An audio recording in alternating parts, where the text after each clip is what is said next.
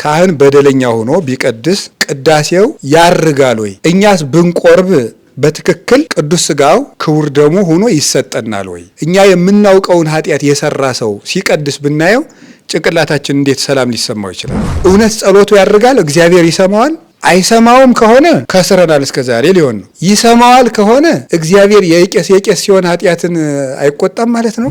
ጸሎታችንን እግዚአብሔር እንዲሰማን የለመነው ልመና፣ የገባነው ምህላ፣ የገባነው ሱባኤ፣ የጠየቅነው ጥያቄ ሁሉ አንድ ካህን ሰዓታቱን እየቆመ ቅዳሴውን እየቀደሰ ኪዳኑን እያደረሰ ጸሎት እየጸለየ ንጹሕ ጽሩይ ፍጹም ካህን ቢሆንና ሕዝቡን ግን ባያገለግል ካህን ሊባል አይችልም። ኑሯችን ይሄንን መስቀል ነው የሚመስለው። ሁለት የሚጣረሱ ነገሮችን ከኦርቶዶክስ ውጭ የሆኑ ወንድሞቻችን ያቀርባሉ። ክርስቶስ ሊቀ ካህናታችን ስለሆነ ሌላ ካህን አያስፈልገንም ይላሉ። መልሰው ደግሞ እንደውም ሁላችንም ካህናት ነን። እርስ በርሱ የሚጣላ ነገር ነው። ጌታችን ኢየሱስ ክርስቶስ የዘላለም ሊቀ ካህናታችን ከሆነ ሌላ ካህን የሚያስፈልገን ለምንድን ነው? እሱ አይበቃንም? ምን ሊቀ ካህናት እገሌ ሲባል ልትሰሙ ትችላላችሁ። የወረዳው ቤተ ክህነት ኃላፊ ሊቀ ካህናት ሲባል ልትሰሙ ትችላላችሁ። ሊቀ ካህናታችን አንድ ነው፣ እርሱም ክርስቶስ ነው። ሌላ ሊቀ ካህናት የለንም። ሁላችንም ካህናት ነን። ስለዚህ የተለየ ሰው የሚቀድስ ምናምን የሚባል ነገር የለም። ህዝቡ ሁሉ በአጠቃላይ ህዝቡ ሁሉ ቄስ ነው። በሐዲስ ኪዳን ለሶስት ነገር ሁሉም ክርስቲያን ካህን። በደንብ ሃይማኖታችሁን ያዙ። ቀጥሎ ሴቶቹ ምን ቀድስ ሊሉ ይችላሉ። አንድ ነገር እንዳትሳሳቱ የሚያስፈልገው ካህን የክርስቶስ ምትክ አይደለም። እነዚህ ሶስቱን ያሟላ ክርስቶስ ብቻ።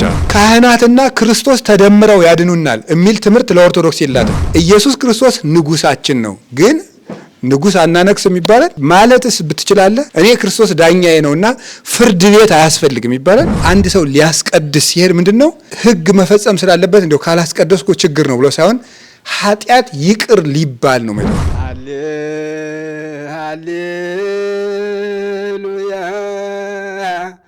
በስመ አብ ወወልድ ወመንፈስ ቅዱስ አሐዱ አምላክ።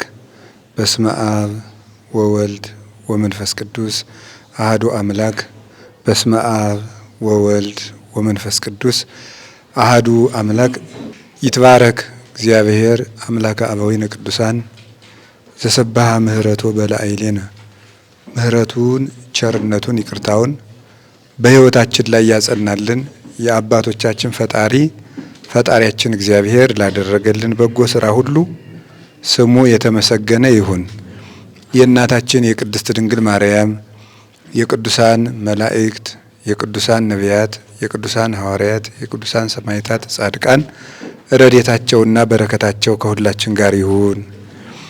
የተወደዳችሁ አባቶቻችን ካህናት፣ ወንድሞቻችን ዲያቆናት፣ በዚህ ቅዱስ ስፍራ በምናኔ የምትኖሩ አባቶችና እናቶች፣ የቤተ ጉባኤ ደቀ መዛሙርት፣ ጾሙን የእግዚአብሔርን ተስፋ ለመሳተፍ ወደ ገዳሙ የመጣችሁ ምእመናን ምእመናት፣ በመላው ዓለም ሆናችሁ ደግሞ በፈውስ መንፈሳዊ የቤተ ጉባኤያችን ሚዲያ የአብይ ጾም ትምህርትን እየተከታተላችሁ ያላችሁ የእግዚአብሔር ቤተሰቦች ሁላችሁ አንድ አምላክ በሚሆን በአብ በወልድ በመንፈስ ቅዱስ ስም እንዴት ዋላችሁ? እንዴት ሰነበታችሁ? እንደምን ቆያችሁ? ቸርነት የባህሪ ገንዘቡ የሆነ አምላካችን ለዚህ ሰዓት ለዚህ ቀን ስላደረሰን በጎውን ነገር ሁሉ ስላደረገልን ስሙ የተመሰገነ ይሁን። እንኳን አደረሳችሁ። በመካከላችን ተገኝቶ እንዲያስተምረን ቅዱስ ፈቃዱ ይሁንልን። እንደ እግዚአብሔር ፈቃድ በዚህ በዘንድሮ በ2018 አብይ ጾም እየተማርን ያለነው ስለ ቅዳሴ ነው። በፊተኛው ሳምንት ቅዳሴ ምንድን ነው የሚል በመጀመሪያው እሁድ ተምረናል። በሁለተኛው እሁድ ደግሞ የተማርነው ቅዳሴና ቤተ ክርስቲያን ምንድነው የሚያገናኛቸው፣ በቤተ ክርስቲያን ለምን ይቀደሳል የሚል ተምረናል። ዛሬ ሶስተኛውን ትምህርት ነው የምንማማረው። የዛሬው ትምህርታችን ደግሞ የሚሆነው ቅዳሴና ካህናት ነው። ደግሞ ዛሬ የምንማማረው ቅዳሴና ካህናት ወይም በቅዳሴ ጊዜ የካህናት ድርሻና ትርጉሙ ማለት ነው።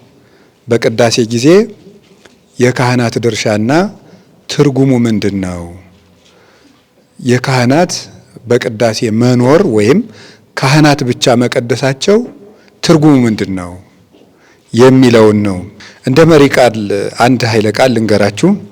በሥርዓተ ቅዳሴው በመጀመሪያው ምዕራፍ 3ኛዋ ቁጥር ላይ ኢትህድጎ ለካህን ዘይጼሊ ወያቀርብ በእንቲአከ፣ ስላንተ የሚጸልየውን ካህን አትተወው ይላል። ሥርዓተ ቅዳሴ የመጀመሪያው ምዕራፍ ላይ 3ኛዋ ቁጥር ላይ ስላንተ የሚጸልየውን ካህን አትተወው። የቅዳሴው ሥርዓት የሚጀምረው ካህኑን አትተወው ብሎ ነው የሚጀምረው ማለት ነው። ካህኑን አትተወው እሱ ምን ማለት እንደሆነ መጨረሻ ላይ እንተረጉመዋለን። ስላንተ የሚጸልየውን ስላንተ መስዋዕት የሚያቀርበውን ካህኑን አትተወው። እንግዲህ የካህናት ድርሻ በቅዳሴ ጊዜ ምንድን ነው የሚል ነው ዛሬ የምንማማረው። ከዚያ በፊት ክህነት ምንድን ነው፣ ካህን የሚሆንስ ማን ነው የሚለውን ትንሽ መግቢያ እንማማራለን። ክህነት ማለት እንግዲህ በግዕዙ ሲወሰድ ተክህን አገለገለ ከሚል የግዕዝ አንቀጽ ነው የሚወጣው። ካህን ማለት አገልጋይ ማለት ነው። ካህን ማለት አገልጋይ ማለት ነው። የሚያገለግለው ሁለት ነው የሚያገለግለው። እግዚአብሔርን ያገለግለዋል በምስጋና በመስዋዕት፣ እንደገና የእግዚአብሔርን ሕዝብ ያገለግለዋል። ስለዚህ አንድ ካህን ለእግዚአብሔር ንጽሕና ለሕዝቡ ትሕትና ይይዛል ማለት ነው። እግዚአብሔርን ያገለግላል፣ ሕዝቡን ደግሞ ያገለግላል። ስለዚህ ሕዝቡን ለማገልገል ትሕትና ያስፈልገዋል፣ እግዚአብሔርን ለማገልገል ደግሞ ንጽሕና ያስፈልገዋል፣ ቅድስና ያስፈልገዋል። ያ ማለት ካህን የማይሳሳት ቅዱስና ፍጹም ነው ማለት ሳይሆን ሁልጊዜ ራሱን ለማንጻት የሚጥር የሚታገል፣ በየጊዜውም ነውሩን በንስሐ እያራቀ የሚኖር መሆን አለበት ማለት ነው። ስለዚህ አንድ ካህን ድርሻው እግዚአብሔርንና ሰውን ማገልገል ነው። እግዚአብሔርንና ሰውን ማገልገል ነው። እግዚአብሔርን በሰዓታት ያገለግላል፣ በማህሌት ያገለግላል፣ በኪዳን ያገለግላል፣ በቅዳሴ ያገለግላል፣ በጸሎት ያገለግላል፣ መስዋዕት በመሰዋት ያገለግላል፣ በስግደት ያገለግለዋል፣ በጾም ያገለግለዋል፣ በጸሎት ያገለግለዋል እግዚአብሔርን። እንደገና ደግሞ የእግዚአብሔርን ሕዝቦች ደግሞ ያገለግላል። አንድ ካህን እግዚአብሔርን ብቻ ሰዓታቱን እየቆመ ቅዳሴውን እየቀደሰ ኪዳኑን እያደረሰ ጸሎት እየጸለየ ንጹሕ ጽሩይ ፍጹም ካህን ቢሆንና ሕዝቡን ግን ባያገለግል ካህን ሊባል አይችልም። ጉድለት አለበት። አንድ ክንፍ ብቻ ያለው ወፍ ሆነ ማለት ነው። ስለዚህ ሁለቱን ማገልገል አለበት። በነገራችሁ ላይ እውነተኛ ምንኩስና ራሱ ሰውንና እግዚአብሔርን መውደድ ነው አይደል? ታውቃላችሁ። እውነተኛ ምንኩስና እግዚአብሔርንና ሰውን መውደድ ነው። መነኩሴ ሁልጊዜ ጥረቱ ምንድን ነው? እግዚአብሔርና ሰው እንዳይከፋበት ነው። እንደሱ ነው። እግዚአብሔርን በፍጹም ልብ መውደድና ባልንጀራን በፍጹም ለመውደድ። ምክንያቱም በዓለም ሲኖር ሀብት ንብረት የሚባለው ነገር ፍቅር ይካፈላል፣ ፍቅር ያጎላል፣ ያጣላልም። መነኮሳት ግን ያንን ዓለም የሚያጣላውን ነገር ጥለው የሚመጡት ሰውን በሙሉ ልብ መውደድ እንዲችሉ ነው። ያን የሚያጣላውን ነገር ጥለው የሚመጡና ኑሯችን ይሄንን መስቀል ነው የሚመስለው። ኑሯችን ይሄን መስቀል ነው። የክርስቲያኖች ኑሯችን በተለይ የመነኮሳትና የካህናት ይሄ መስቀል ወደ ላይ አንድ ቋሚ ያለው፣ እንደገና ደግሞ ወደ ጎን አንድ መስመር አለው። ወደ ላይ ያለው ከእግዚአብሔር ጋር ያለንን ህብረት ነው የሚያመለክት። ወደ ጎን ያለው ከሰዎች ጋር ያለንን ህብረት ነው የሚያመለክት። ይሄንን ለማድረግ ግን ይሄ መስቀል ነው። መስቀል ማለት ደግሞ መከራን የሚወክል ነው። እግዚአብሔርንም ለመውደድ ትግል አለው፣ ሰውንም ለመውደድ ትግል አለው። ማን ይፈትናል? ዲያብሎስ ይፈትናልና ማለት ነው። ለዚህ ብሎ ትዕግስት ሲኖር እግዚአብሔርን ለመውደድ በሚመጣው መከራ ታጋሽ ሲሆኑ፣ ሰውንም ለመውደድ በሚፈተኑት ፈተና ታግሶ ሲኖሩ አንድ ሰው መነኩሴ፣ ካህን፣ ክርስቲያን ይባላል ማለት ነው። ስለዚህ ካህን እግዚአብሔርን የሚያገለግል ነው ማለት ነው። ይቺ ሀብተ ክህነት የሰው ልጅ ሲፈጠር እግዚአብሔር በሀብት ደረጃ አዳምን እፍ ሲለው በአዳም በኩል የሰጠን ሀብት ናት። ይቺ ሀብተ ክህነት የምትባለው ለአዳም ባደረው መንፈስ ቅዱስ ወነፋ ውስተ ገጹ መንፈሰ ሕይወት፣ በአዳም ላይም የሕይወት እስትንፋስ እፍ አለበት እንደሚለው ኦሪት ዘፍጥረት እግዚአብሔር እፍ ብሎ ጸጋ መንፈስ ቅዱስን ሲሰጠው በአዳም የሰጠው አንዱ ሀብተ ክህነት ነው። በትንቢተ ኢሳይያስ ምዕራፍ 11 ቁጥር 1 ጀምሮ እንደተቀመጠው እስከ ቁጥር 4 ድረስ ያለው ሰባቱ መንፈሶች የሚባሉት ከሰባቱ ሀብታት አንዱ የክህነት ሀብት አንዱ ነው፣ እግዚአብሔርን ለማገልገል። ከዚያ አዳም ለልጁ ለሴት፣ ሴት ለሄኖስ፣ ሄኖስ ለቃይናል፣ ቃይናል ለመላልኤል፣ መላልኤል ለያሬድ፣ ያሬድ ለሄኖክ፣ ሄኖክ ለማቱሳላ፣ ማቱሳላ ለኖህ እያለ እንዲህ እየወራረደ መጥቶ አብርሃም፣ ይስሐቅ፣ ያዕቆብ እያለ በዚህ በምርቃት በቡራኬ ነበር የቀድሞይቱ ክህነት የምትሰጠው። በበረከትና በቡራኬ ነበር የሚቀበሏት። በበረከት እየተቀበሉ አባቶቻችን መስዋዕት ያቀርቡ ነበረ ለእግዚአብሔር ማለት ነው። ከዚያ በኋላ ግን በሙሴ ዘመን ሲደርስ እግዚአብሔር በአንብሮተ እጅ በመጫን ሕግ ተሰርቶለት ክህነት ራሱን ችሎ ወጣ ማለት ነው። በአባቱ አብራክ የነበረ ልጅ በኋላ ዘመኑ ሲደርስ ወይም በእናቱ ማህፀን የነበረ ልጅ ዘመኑ ሲደርስ ራሱን በሚችልበት አካል ቆሞ እንደሚታየው ሁሉ በአበው ትከሻ የነበረችው በአበው ልቡና የነበረችው በበረከት የነበረችው ክህነት በዘመነ ሙሴ በሕግ ቆመች ማለት ነው። ሕግ ተሰርቶላት ስርዓት ቆሞላት እንዲህ ነው የሚሾሙ፣ አሿሿሙ፣ ልብሳቸው፣ ክህነታቸው፣ መስዋዕታቸው፣ ምግባቸው፣ አመጋገባቸው፣ አኗኗራቸው፣ ርስታቸው ተብሎ ተሰርቶ በሕግ የቆመ ክህነት የጀመረው በሙሴ አማካኝነት በአሮን በኩል የመጀመሪያው ካህን አሮን ሆኖ ቀጠለ። የሕግ ካህን ማለት ነው፣ በሕግ የተሾመ ካህን።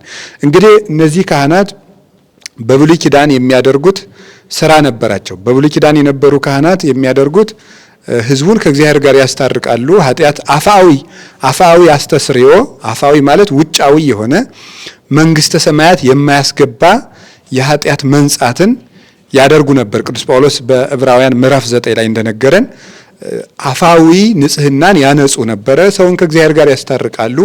ምድራዊ በረከት ያሰጣሉ።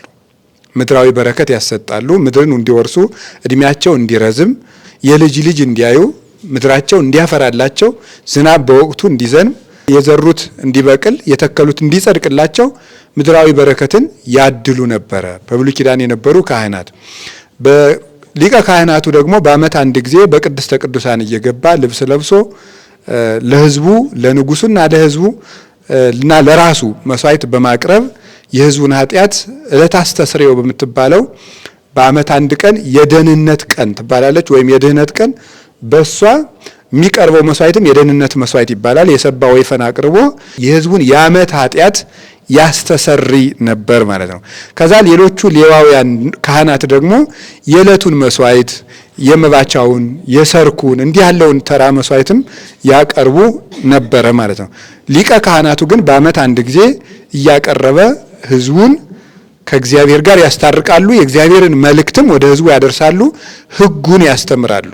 ትንቢት ይናገራሉ። ተስፋ ይቀጥላሉ። ለጌታችን ለኢየሱስ ክርስቶስ ለእውነተኛው መሲህ መምጣት መሰረት እየጣሉ በር እየከፈቱ ጥርጊያ እየጠረጉ ሕዝቡን ሲያሰናዱ የነበሩ ናቸው የብሉይ ኪዳን ካህናት የሚባሉት ባጭሩ ማለት ነው። እነዚህ ተስፋ ሲጠብቁ የነበሩ ናቸው። ራሱ ሊቀ ካህናቱ ኃጢአት ያለበት ነው። የሚያቀርበው መስዋዕትም የፍጡር መስዋዕት ነው የሚያቀርበው። የበግ ደም የጊደር ደም ነው የሚያቀርበው መቅደስም ሰው የሰራው መቅደስ ነበረ። ስለዚህ ድካም ያለበትን መስዋዕት ያቀርብ ነበረ። ድካም ያለበትን መስዋዕቱ መሰዊያውም መስዋዕቱም እና ሰዋኢው መስዋዕት አቅራቢውም ድካም የነበረበት ነበረ። በኋላ ለስም አጠራሩ ክብር ምስጋና ይግባውና ጌታችን መድኃኒታችን ኢየሱስ ክርስቶስ የዘመን ፍጻሜ በደረሰ ጊዜ ሰውን ከራሱ ከአባቱና ከመንፈስ ቅዱስ ጋር ለማስታረቅ ወደዚች ምድር መጣ። ገላትያ ምዕራፍ 4 ቁጥር 4 ላይ ቅዱስ ጳውሎስ እንደተናገረው የዘመኑ ፍጻሜ በደረሰም ጊዜ እግዚአብሔር ልጁን ላከ፣ ከሴትም ተወለደ ይላል። ከሴትም ተወለደ። እንግዲህ የዘመኑ ፍጻሜ ያለው እግዚአብሔር ለተስፋ የቀጠረው ቀጠሮ አለ። በኢትዮጵያ ኦርቶዶክስ ተዋሕዶ ቤተክርስቲያን አተረጓጎም እና በሊቃውንት በአሃታ ቤተክርስቲያናትም ትርጓሜ መሰረት ይሄ የተስፋ ቀጠሮ የተባለው 5500 ዘመን ነው። ያ ሲደርስ እግዚአብሔር ልጁን ላከ። አካላዊ ቃል ዘመኑ ሲፈጸም 5500 ዘመን ሲፈጸም ወደዚች ምድር መጣ። ወደዚች ምድር የመጣበት ምክንያት ክህነት ማለት የእግዚአብሔር ልጅ ራሱ ወደዚህ ዓለም የመጣበት ዓላማ ነው። እንግዲህ የሰው ልጅ እግዚአብሔር ባሪያውና በአምሳሉ ከፈጠረው በኋላ በኦሪት ዘፍጥረት ምዕራፍ 1 ቁጥር 26 ላይ እንደተጻፈው ያ አምሳለ እግዚአብሔርነት፣ ንጽህና፣ ቅድስና፣ ሕያውነትና ለዘላለም መኖር ናቸው። እነዚህ ንጽህና ቅድስና ወይም አይማሪ ልብ አዋቂ ማይምር መሆን አዋቂነት ንጹህነት ቅዱስነት ዘላለማዊነት እነዚህ ሕያውነት ለሰው ልጆች የተሰጠ የእግዚአብሔር መልክ ነው።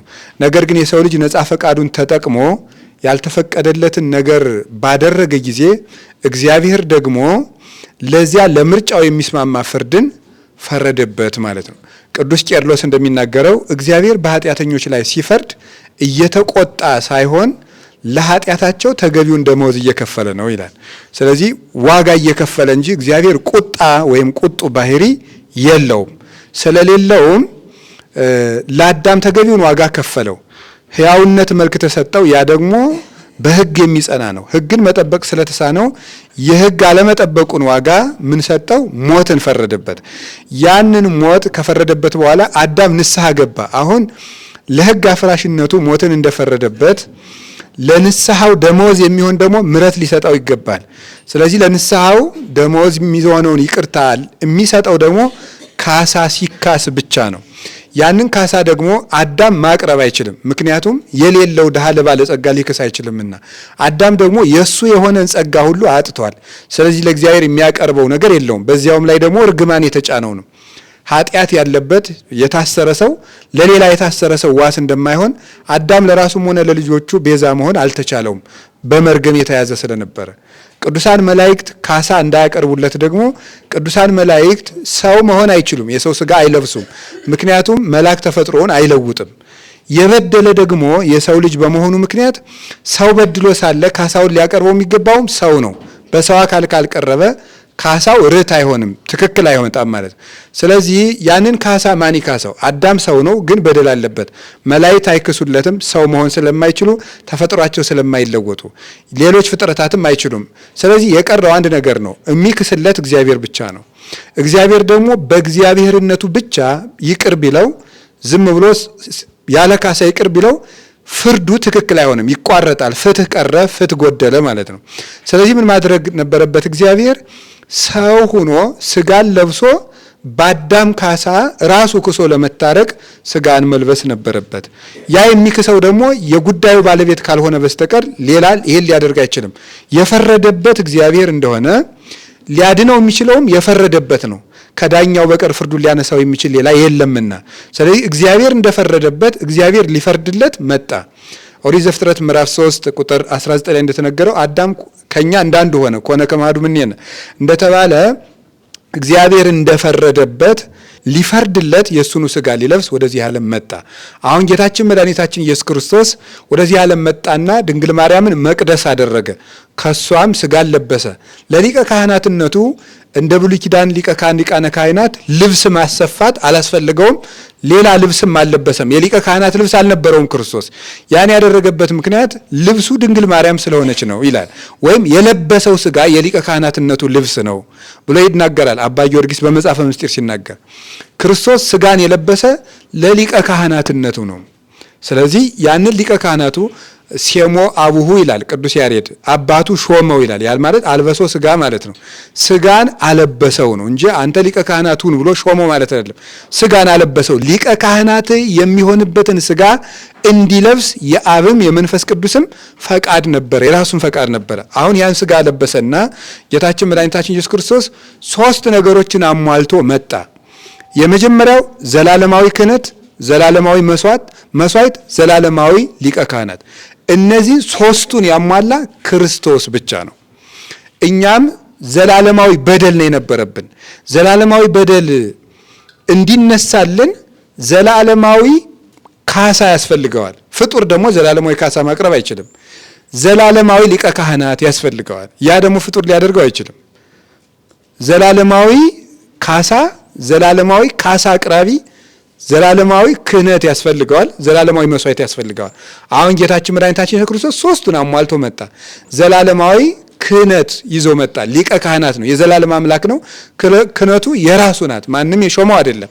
ስለዚህ የዘላለም ሊቀ ካህናት ይባላል። እሱ ክህነቱ እስመ ይሳር ክህነቱ ለዓለም፣ ክህነቱ ለዘላለም አይሻርም ይላል ቅዱስ ጳውሎስ። ለምን?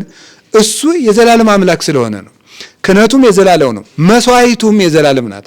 ጌታችን ኢየሱስ ክርስቶስ ያቀረበው ስጋ ያቀረበው ደም የራሱ መስዋዕት የዘላለም መስዋዕት ናት። ቅዱስ ጳውሎስ ዕብራውያን ምዕራፍ 7 ከቁጥር 25 እስከ 27 እንዳቀረበው ምንድነው ያለው? ወይክል አድኅኖቶሙ ለእለ ይመጽኡን ተመንግሊሁ ሀበ እግዚአብሔር እስመ ሕያው ውእቱ ወይተነብሎሙ። እርሱ ይላል በእርሱ መስዋዕትነት በኩል ወደ እግዚአብሔር የሚመጡትን ሊያድናቸው ይቻለዋል። ከዚያስ ደግሞ እስመ ሕያው ውእቱ ወይተነብሎሙ ለዘላለሙም ሕያው ነውና ያስታርቃቸዋል ይላል። ለዘላለሙም ሕያው ነውና ያስታርቃቸዋል። ስለዚህ ዘላለማዊ እርቅን የሚፈጽመው ዘላለማዊ መስዋዕት ነው። ያ ደግሞ የኢየሱስ ክርስቶስ ስጋና የኢየሱስ ክርስቶስ ደም ነው። ክህነቱ አይሻርም።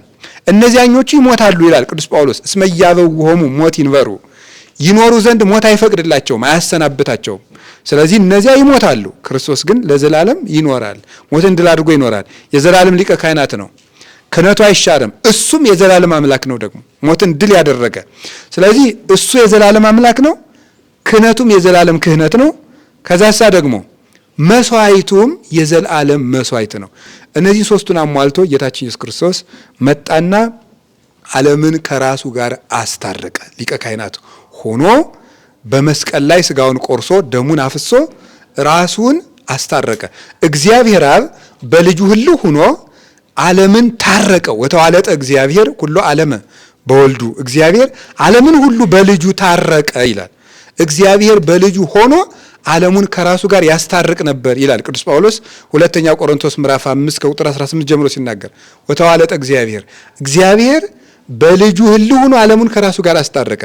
እግዚአብሔር ወልድ ደግሞ ምን አይደለም በገዛ ደሙ በገዛ ስጋው ዓለምን ከራሱና ከአባቱ ከመንፈስ ቅዱስ ጋር አስታረቀ። ስለዚህ እሱ እውነተኛ ሊቀ ካህናታችን ነው ኢየሱስ ክርስቶስ። ሊቀ ካህናትነቱ ማለት በእግዚአብሔርና በሰው መካከል ያለ ሊቀ ካህናትን ነው። በእግዚአብሔርና በሰው መካከል ማለት እግዚአብሔርነትንም ሰውነትንም በተዋሂዶ ገንዘብ ያደረገ ማለት ነው። እግዚአብሔርነት አለው። መለኮት ዘአቡሁ ወእንቲአሁ፣ መለኮት የራሱና የአባቱ ገንዘብ ነው ይላል። ወትስብእት ዘዚአነ፣ ስጋ ደግሞ የኛ ገንዘብ ነው ይላል ቅዱስ ዮሐንስ አፈወርቅ። ስለዚህ እንደ አባቱ ጌታ ነው፣ እንደኛ ሰው ነው ክርስቶስ። ስለዚህ ምን ይባላል? መካከለኛ ይባላል። ከአባቱ ጋር በመንበሩ ሆኖ ይታረቃል። ከኛ ጋር ሰው ሆኖ ደግሞ ዓለምን ያስታርቃል። የኛን ጩኸት በመስቀል ላይ ጮሆ ለእግዚአብሔር አባቱ ለመንፈስ ቅዱስና ለራሱ በማቅረብ እንደ ንጉስነቱ ደግሞ ታረቀን። ይህንን እርቅ ከፈጸመ በኋላ ምን አደረገ? የማስታረቅን ቃል ለካህናት ሰጥቶ ሄደ። የማስታረቅን ቃል ለካህናት ሰጥቶ ሄደ። ቅዱስ ጳውሎስ ይህንን ሲናገር ሁለተኛ ቆሮንቶስ ምዕራፍ 5 ቁጥር 20 እስከ 23 ሲናገር ንሕነ ንተነብል በአምሳለ ክርስቶስ፣ እኛ ስለናንተ በክርስቶስ አምሳል እንለምናለን። ወይወክሙ እግዚአብሔር ፍስሐ በላዕሌነ፣ እግዚአብሔርም ስለኛ ለናንተ መጽናናትን ይሰጣችኋል ይላል። ስለዚህ እግዚአብሔር የማስታረቅን ቃል በእኛ አኖረ ይላል ቅዱስ ጳውሎስ። የማስታረቅን ቃል በእኛ አኖረ። አሁን ክርስቶስ ዓለምን አድኖ በሩን ከፍቶ ራሱ በር ነው። የዘላለም በርን ከፍቶልናል። ስለዚህ የመንግስተ ሰማያትን በር ከፍቶልናል። የንስሐን በር ከፍቶልናል። የእምነትን በር ከፍቶልናል። የድህነትን በር ከፍቶልናል። ይህን ሁሉ አድርጎ ወደዚያ ደግሞ የሚያደርሱንን ካህናትን ሹሟቸው ሄደ።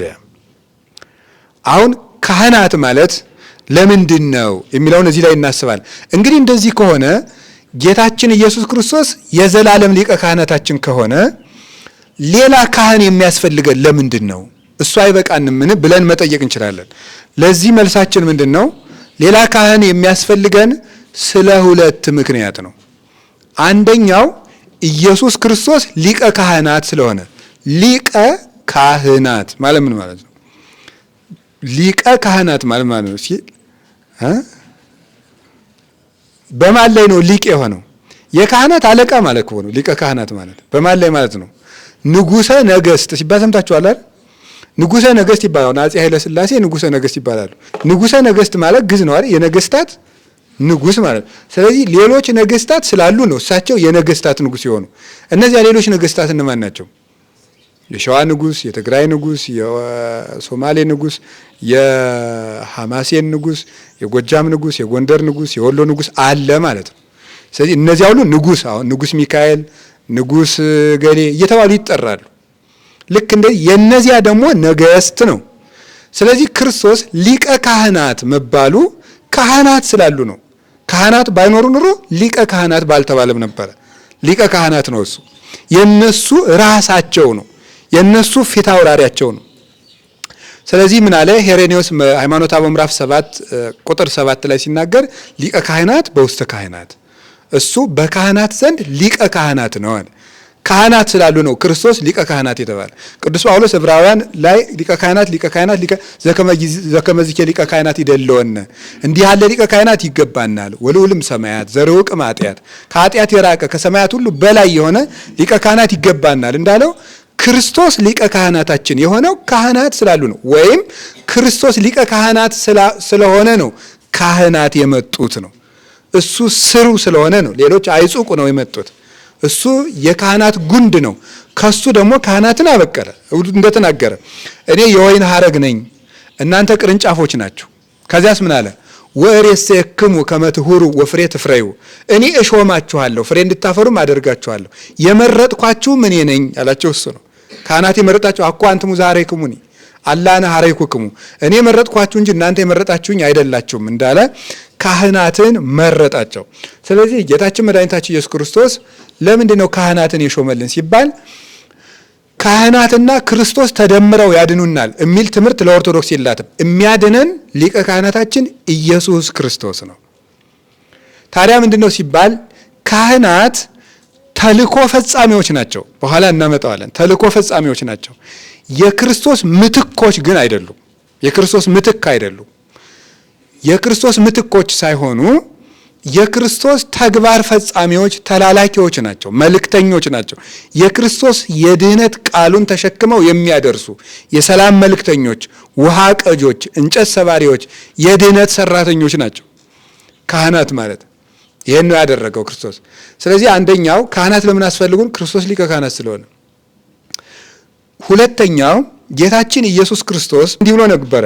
የሉቃስ ወንጌል ምዕራፍ 22 ቁጥር 19 ላይ እንዲህ የሚል ቃል ተናግሯል። ይህንን ህብስት በምትቀበሉበት ጊዜ መታሰቢያዬን አድርጉት ብሏቸዋል።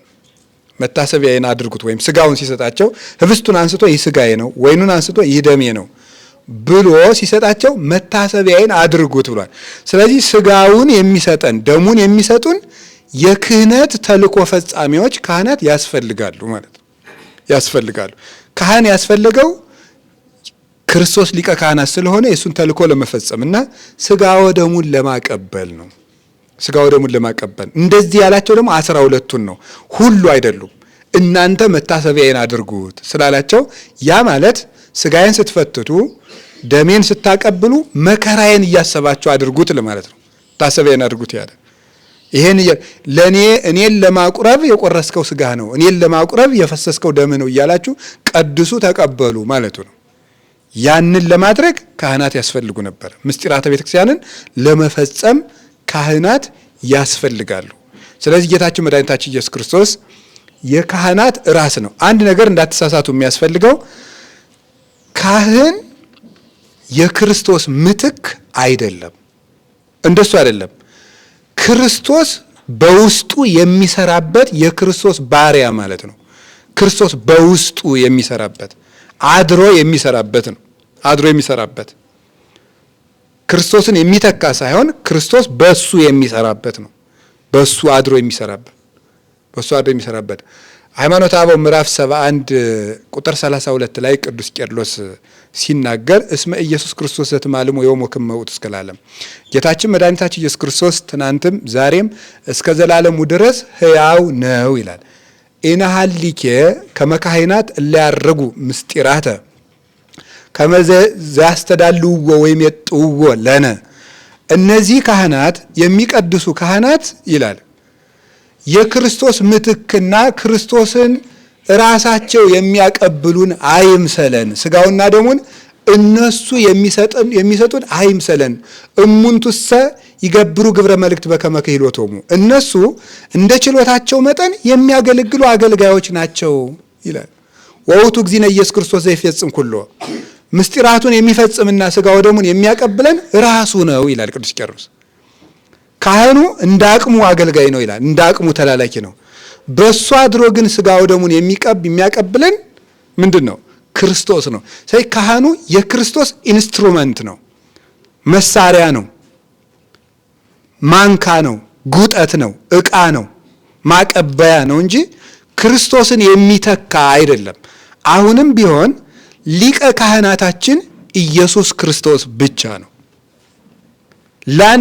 ለተዋሕዶ ቤተክርስቲያን አንድ ሊቀ ካህናት ነው ያላት። አንድ ሊቀ ካህናት እገሌ ሲባል ልትሰሙ ትችላላችሁ። የወረዳው ቤተ ክህነት ኃላፊ ሊቀ ካህናት ሲባል ልትሰሙ ትችላላችሁ። ያ ማለት በኦርጋናይዜሽን በተቋሙ በአስተዳደር እዚያ ወረዳ ውስጥ ላሉ ቄሶች ምንድን ነው አስተዳዳሪ ማለት ነው። አስተዳዳሪ ነው እንጂ ሊቀ ካህናት እየተባለ ሌላ እንደሱ አይደለም። አስተዳዳሪ እነዚያን የሚመራ ነው። የመሪነት ጉዳይ ነው እንጂ ከድህነት ጋር የሚያያዘው ግን ሊቀ ካህናታችን አንድ ነው፣ እርሱም ክርስቶስ ነው። ሌላ ሊቀ ካህናት የለንም። ሌሎቹ ካህናት ምንድናቸው ነው ያልኳቸው? የክርስቶስ መሳሪያዎች ናቸው። የክርስቶስ መሳሪያ ናቸው። ራዕየ ዮሐንስ ምዕራፍ 1 ላይ ምንድነው? ወውስተ ዴሁ ዘየማን ሰብኡ ከዋክብት፣ በቀኝ እጁም 7 ከዋክብት አሉ ይላል። በእጅ የተያዘ ነገር ምንድነው? መስሪያ ነው አይደል? በእጅ የተያዘ ነገር መስሪያ ነው። ስለዚህ 7ቱን የቤተ ክርስቲያን አለቆች ምንድነው ያላቸው? በክርስቶስ እጅ ያሉ 7 ከዋክብት ብሏቸዋል። በክርስቶስ እጅ ማለት ክርስቶስ የሚሰራባቸው የሚኮተኩትባቸው ማለት ነው። ሰው በእጁ በያዘው ነገር ይኮተኩታል፣ ይቆርጣል፣ ይፈልጣል። ክርስቶስም በካህናት ያስራል፣ ይፈታል። ስለዚህ ካህን የክርስቶስ እጅ ነው። ካህን ፖለቲከኛ ሲሆን የማያምርበት ለዚያ ነው። ካህን የክርስቶስ እጅ ነው እንጂ የፖለቲካ እጅ ሲሆን አያምርበትም። ካህን የክርስቶስ እጅ ነው። ስለዚህ ካህናት ያስፈለጉን ለዚህ ነው። ጌታችን ኢየሱስ ክርስቶስ ካህናትን የሾመልን ይሄንን ምስጢራት እንዲፈጽሙልን ነው። ስለዚህ ኢየሱስ ክርስቶስ በሌሎች እምነት ውስጥ ያሉ ሰዎች ይሄን ተቃርኖ ኢየሱስ ክርስቶስ ሊቀ ካህናት ስለሆነ ሌላ ካህናት አያስፈልጉንም የሚለው ፈጽሞ ነውር ነው።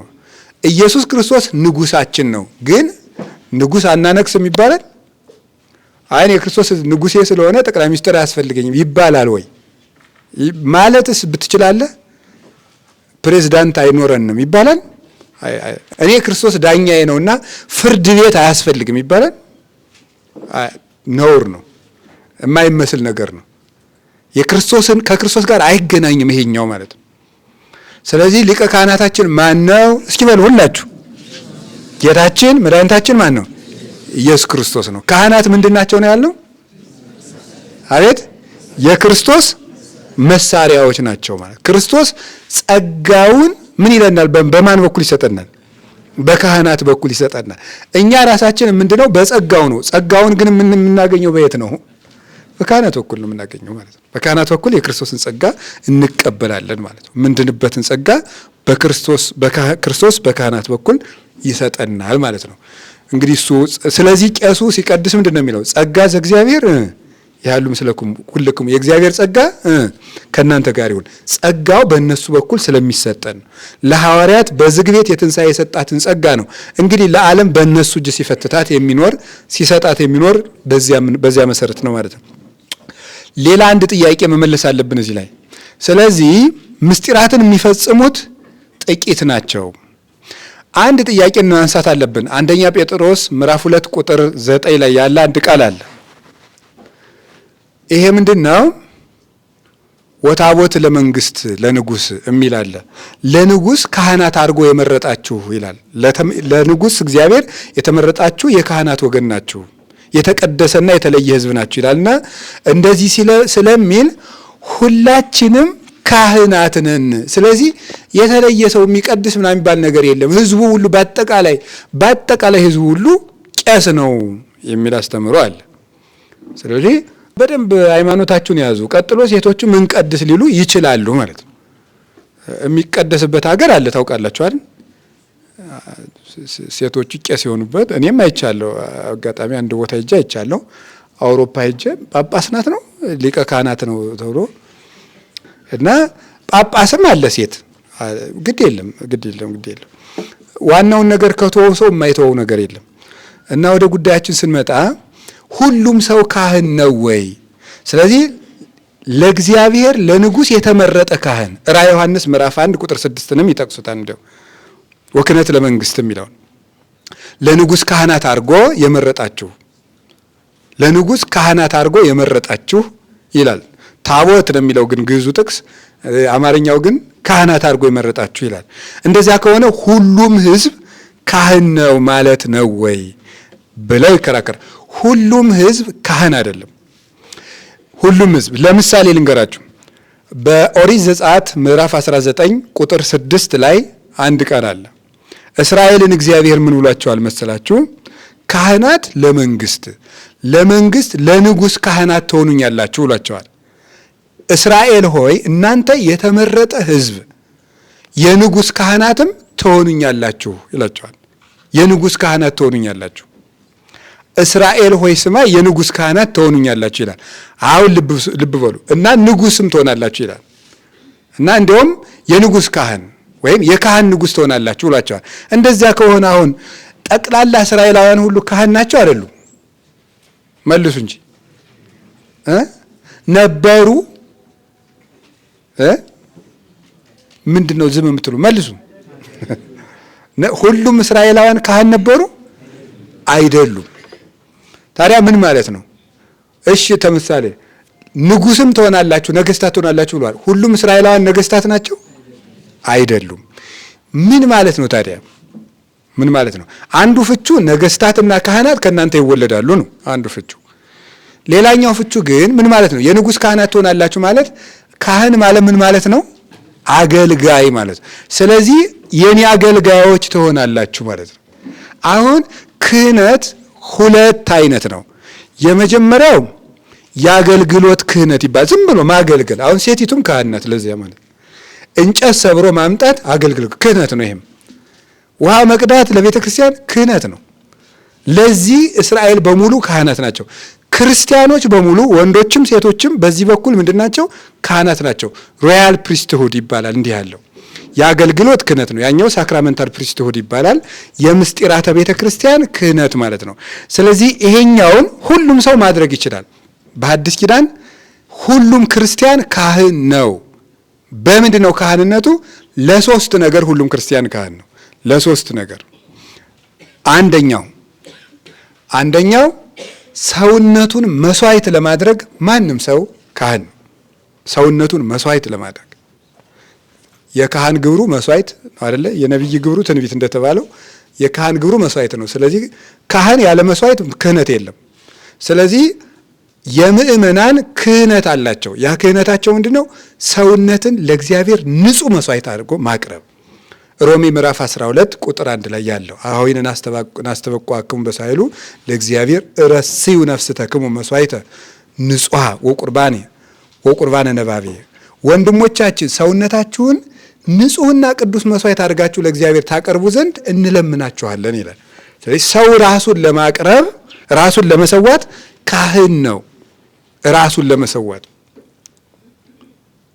ለመሰዋት እንዲሁ ቅዱስ ዮሐንስ አፈወርቅ ሌላ ካህን የማያስፈልጋት መስዋዕት ይችላል ይላል። ተግሳጽ 11 ላይ ሲናገር ሌላ ካህን የማያስፈልጋት ሰው ራሱን ለእግዚአብሔር የሚሰዋባት ማለት ነው። እንደ መረባረብ አድርጎም የብሉይ ኪዳኑ ካህን መረባረብ አስቀምጦ ስጋውን አርዶ አወራርዶ ያንን ለእግዚአብሔር እንደሚያቀርበው ምሕረትን፣ ቸርነትን፣ ትህትናን፣ ንጽህናንና ትዕግስትን 6 ነገሮች ይጠቅስና ምሕረት ወይሩና የዋሃት ወትህትና ትዕግስት ወንጽህና አድርጎ እነዚህ 6ቱን እንደ መረባረብ አድርጎ ፍቅርን እሳት አድርጎ የብሉይ ኪዳኑን ፍሪዳ እሳት ከሰማይ ወርዶ ይበላው እንደነበረ በፍቅር እሳትነት ሰው ራሱን ለእግዚአብሔር ለማቅረብ ማንም ሰው ካህን ነው ይላል ቅዱስ ዮሐንስ አፈወርቅ። ማንም ሰው ካህን ነው። ሁለተኛ ማንኛውም ክርስቲያን ካህን ነው።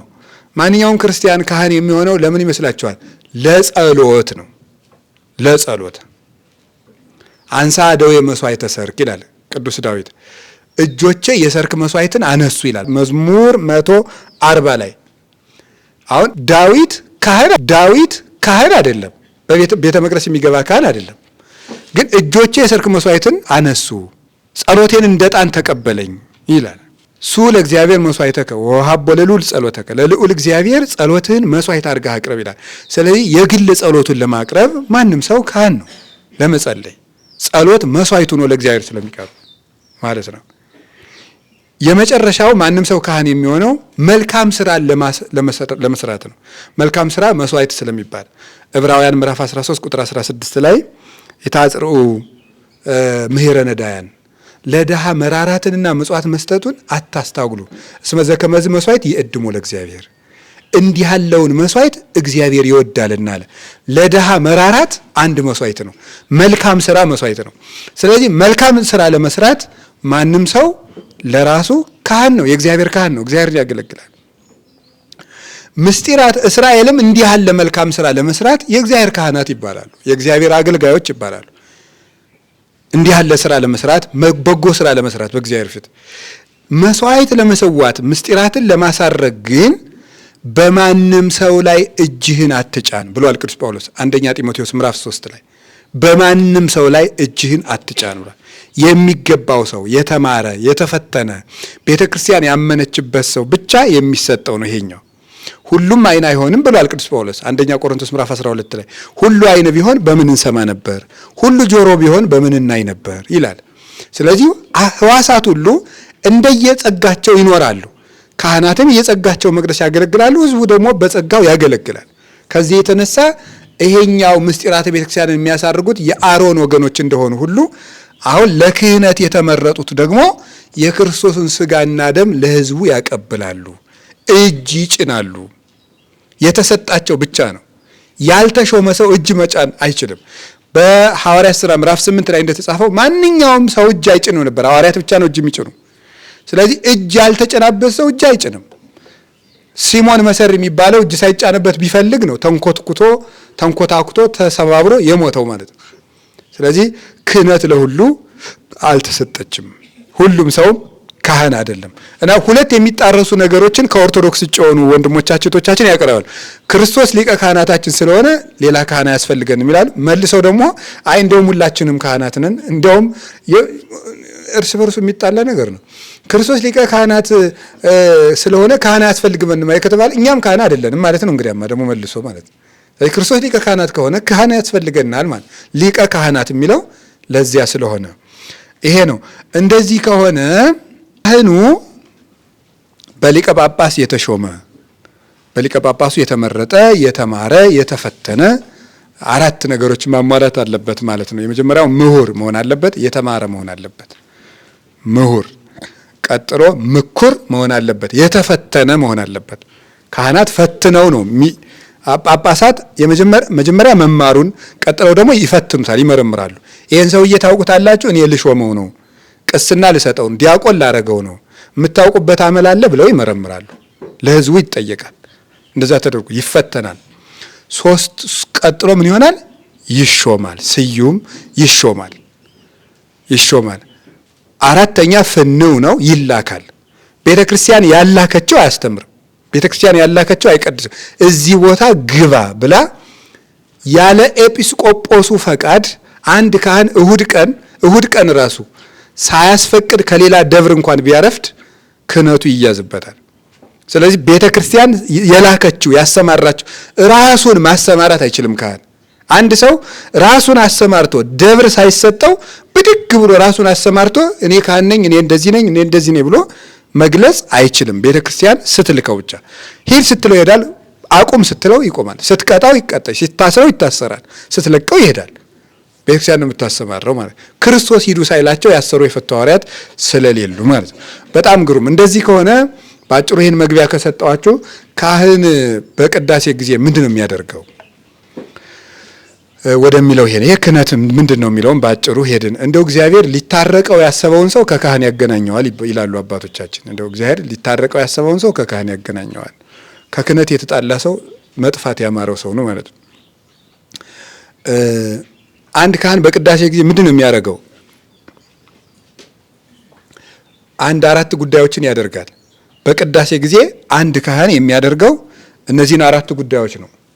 የመጀመሪያው ኃጢአት ማስተስረይ ነው። ኃጢአት ማስተስረይ ወይም ኃጢአትን ይቅር ማለትና ማስባል ማለት ነው። የዮሐንስ ወንጌል ምዕራፍ 20 ቁጥር 23 ላይ ኃጢአቱን እናንተ ይቅር ያላችሁት ሰው ይቅር እለዋለሁ፣ እናንተ ይቅር ያላላችሁትን ሰው ይቅር አልለውም ብሎ እንደተናገረ የማቴዎስ ወንጌል ምዕራፍ 16 ቁጥር 19 ላይ በምድር ያሰርከው በሰማይ ይታሰራል፣ በምድር የፈታኸው በሰማይ የተፈታ ይሆናል ብሎ እንደነገረን ጌታ የማቴዎስ ወንጌል ምዕራፍ 18 ላይም እንዲሁ በምድር ያሰራችሁት በሰማይ ይታሰራል፣ በምድር የፈታችሁት ይፈታል ብሎ እንደነገረን የማስተስረይ ቅዳሴ ውስጥ ኃጢአትን ይቅር የማስባል ስራ ነው የሚሰራው። ስለዚህ አንድ ሰው ሊያስቀድስ ሲሄድ ምንድነው ሕግ መፈጸም ስላለበት እንደው ካላስቀደስኩ ችግር ነው ብሎ ሳይሆን ኃጢአት ይቅር ሊባል ነው ማለት። አሁን በጣም ብዙ ሚሊየን ብር ቢኖርባችሁ ወይም ቢሊየን ላድርገው እና ያበደራችሁ ሰው ከጧቱ 2 ሰዓት ቀደም ብለህ ቢሮናና ብሩን ልሰርዝልህ አስቤያለሁ ቢላችሁ ደስ እያላችሁ ነው እየከፋችሁ ነው የምትሄዱት? እንዴ ያ ሁሉ ብር ሊሰረዝ እኔ እናንተም ቢያደርገኝ የምሄደው ከሌሊቱ 8 ሰዓት ጀምሬ ነው። ነጋ እንዴ እያልኩ ነው የምሄደው ማለት ነው። እንደሱ ነው። ስለዚህ ቤተ ክርስቲያን ካህኑ የኃጢአታችን ዕዳ የሚያሰርዝበት ጊዜ ነው። ለክርስቶስ ነግሮ ሰርዝላቸው፣ ተውላቸው፣ ይቅር በላቸው ብሎ የሚያሰርዝበት ሰዓት ነው። ዕዳችን የሚደመሰስበት ሰዓት ነው። ካህኑ የሚያደርገው እሱ ነው። ካህናትን የምንወዳቸው በእውነት በዚህ ምክንያት ነው። በእውነት አሁን ይህን ሳስተምር እኔ ራሴን አስቤ አይደለም፣ እግዚአብሔር በሚያውቀው ማለት የቤተ ክርስቲያኑ ጉዳይ ነው እያስተማርኩ ያለሁት እና ለማስተስረይ ነው የምንሄደው። በጣም ኃጢአትን ምን ብሎ ነው የጠራው ክርስቶስ? ሸክም ነው ያለው። ሸክም የከበዳችሁ ወደ እኔ ነው። ኃጢአት ሸክም ነው እና ሸክማችን አውርደን ጥለን ልንመጣ የምንሄድበት ነው። ለዚያ ነው ቅዳሴ ሲጀምር ምንድነው ብሎ የሚጀምረው ካህኑ? መጀመሪያ ዲያቆኑ ወደ ቤተልሔም ሲሄድ ጸሎተ ንስሐ አንብቦ ነው አይደለም እንዴ? ጸሎተ ንስሐ ያነባል። በይቅርታ ነው የሚያስጀምረው። አቤቱ እግዚአብሔር ሁሉን የምትወድ እግዚአብሔር አምላካችሁ ነኝ፣ በማወቅ ወይም ባለማወቅ ብንበድል ተውልን፣ አስተስርልን፣ አቃልልን፣ ይቅርም በለን እያለ ይጸልይልናል። ከዛ ደግሞ ሲገባ ራሱ ኃጢአት ይቅርታ እየጠየቅን ነው የምንገባው። ይበል ፈላሲ ዘገባህ በእግዚአብሔር ይፈልጠኒኑ እምሕዝቡ። የኃጢአት ስደተኛ ውሎ ወደዚች ቤተክርስቲያን አሁን ወደዚህ ቅዳሴ የገባ ሰው ካለ እንዲያው እግዚአብሔር ከሚያስቀድሱት ሰዎች መሃል በኃጢአቴ ለይቶ ይጥለኝ ይሆን አይበል ተብሎ ነው አዋጅ ተነግሮ የሚገባ። በዜማ ስንገባ ከቤተክርስቲያኑ በር ስንገባ ውስጥ ስንገባ መሶበ ወርቁ ተይዞ ሲገባ እንዲህ እያልን ነው የምንገባ። ቤተክርስቲያን የምህረት ቤት ናት። ምህረት የሌለው ሰው በቤተክርስቲያን ርስት የለው።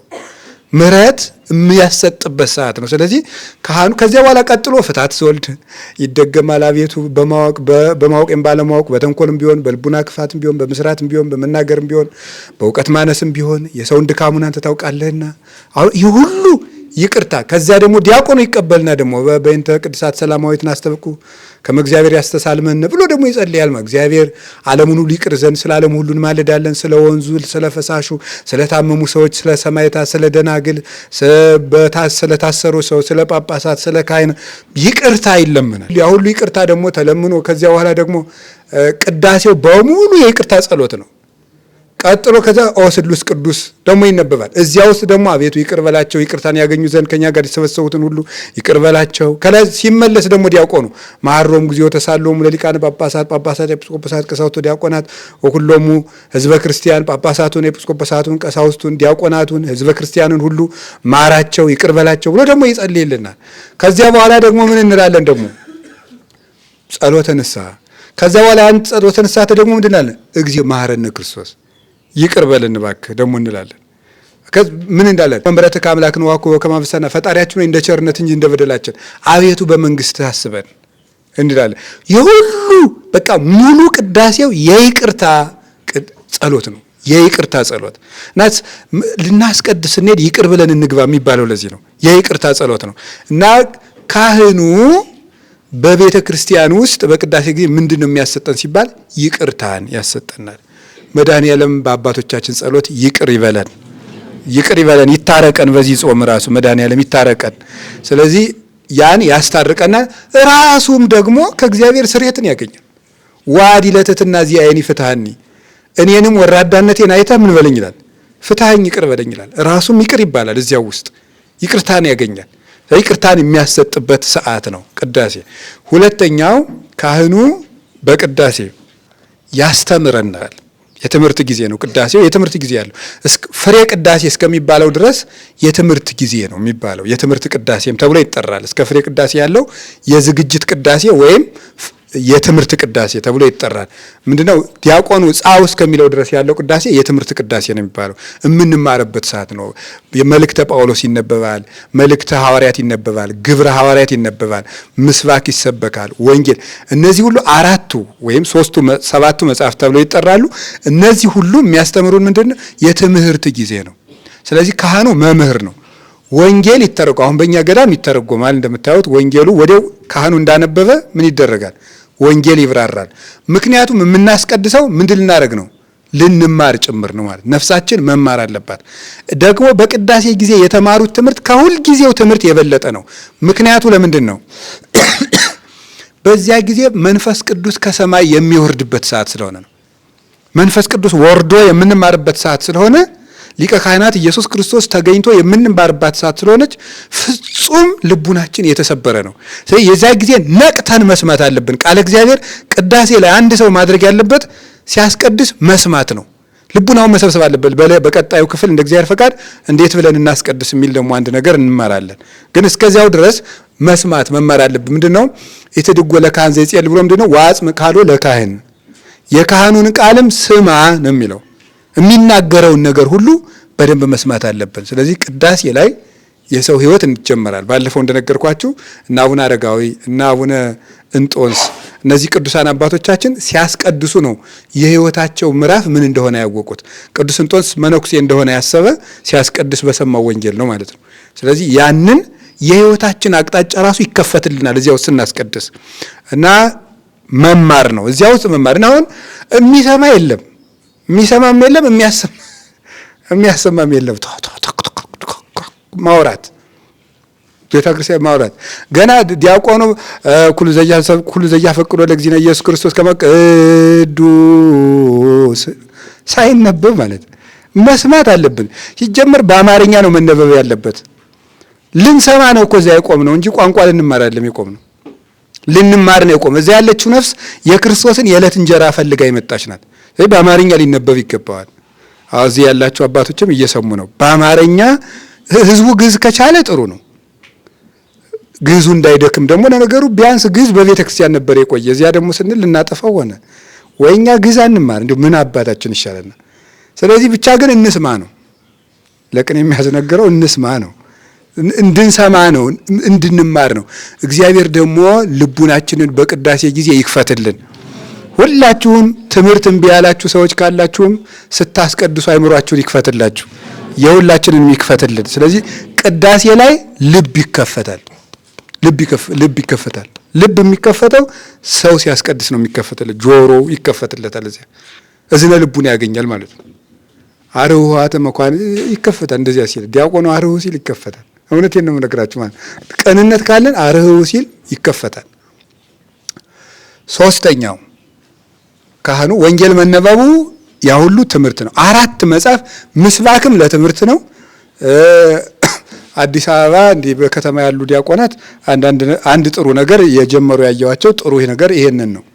ሌላ ጥሩ ነገር ካላቸው ደግሞ እንናገራለን ማለት ነው። ይኖራቸዋል፣ አይታወቅም። አንድ ጥሩ ነገር ያየሁት ምስባኩን በዜማ ከማለታቸው በፊት በንባብ ይሉታል። መዝሙረ ዳዊት ይሄ ምዕራፍ ይሄን ያህል ቁጥር ይሄን ያህል እንደዚህ ብሎ በአማርኛ ለሕዝቡ ይናገርና ከዛ በዜማ ያዜመዋል ማለት ነው። ጥሩ ነው በጣም ይሄ ማለት ነው። ለሕዝቡ ነገራቸው ማለት ነው። 1-2 ደብር አስቀድሼ ይሄን ሰምቻለሁ፣ ይሄ ጥሩ ነው። በሌላውም ቢለመድ ማለት ነው። ከቃሉ ጋር ናችሁ። እግዚአብሔር ከሁላችን ጋር ይሁን። ስለዚህ ካህኑ ሊያስተምረን ነው። ሶስተኛው ካህን ምንድነው እዚያ የሚያደርገው ማለት ሊያማልደን ነው። እዚያ የቆመው ሊያማልደን ወይም ወደ ክርስቶስ እርቅ ሊያስገባን ማለት ነው። ወደ ክርስቶስ እርቅ ነው የሚወስደን። እሱና ክርስቶስ አንድ ላይ ሆነው አይደለም እያልኩ ያለው፣ ወደ ክርስቶስ እርቅ ወስዶ ያገባናል።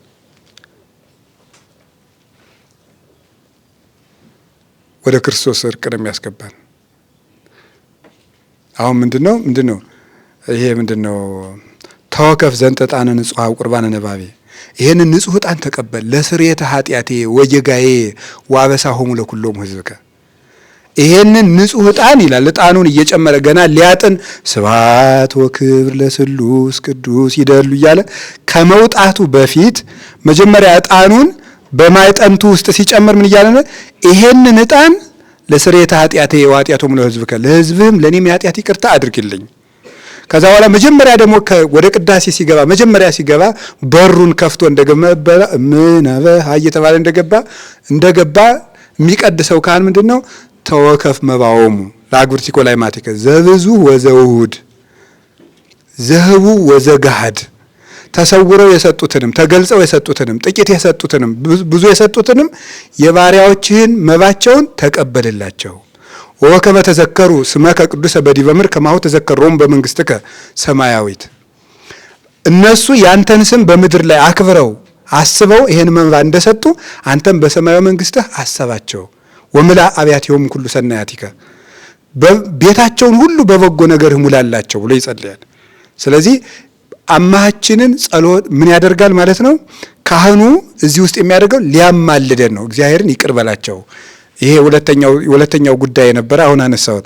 አንደኛው ሊያማልደን ነው። እግዚአብሔር ይሄ ጸሎተ ንስሐ ፍትሐት ዘወልድ ቅድም ያልነው በሙሉ የይቅርታ ነው። ይፍታ ይድግ ያንጽ ወይ ቅድስ ዚሮ አምላክ ነው መድኃኒነ ኢየሱስ ክርስቶስ ጌታችን ኢየሱስ ክርስቶስ ይቅር ይበላችሁ፣ ላለፈው ይቅር ይበላችሁ፣ ለሚመጣው ይቀበላችሁ። ስጋ መለኮት ስለሚሆን ስጋው የሕግና የሥርዓት ደም ስለሚሆን ደሙ ጌታ መጨረሻ ላይ ራሱ ቅዳሴው ሲያል ጌታችን መድኃኒታችን ኢየሱስ ክርስቶስ የካህናት አለቃ ይቅር ባይ ለአባቶቻችን ስልጣነ ክህነትን የሰጠ በከበረ ደግሞ የዓለሙን ኃጢአት ይቅር ያለ በማወቅ ባለማወቅ ከልጅነት እስከ እውቀት የሰራችሁትን ኃጢአት ይቅር ይበላችሁ አይደል የሚለው ያስታርቀናል ከእግዚአብሔር ጋር ይቅር በል መሐር ወኢትስኪ ይሄንን ስጋና ደም የተቀበለውን ሁሉ ይቅር በል እንጂ አትፍረድበት ብሎ ይጸልይልን ያስታርቅልናል።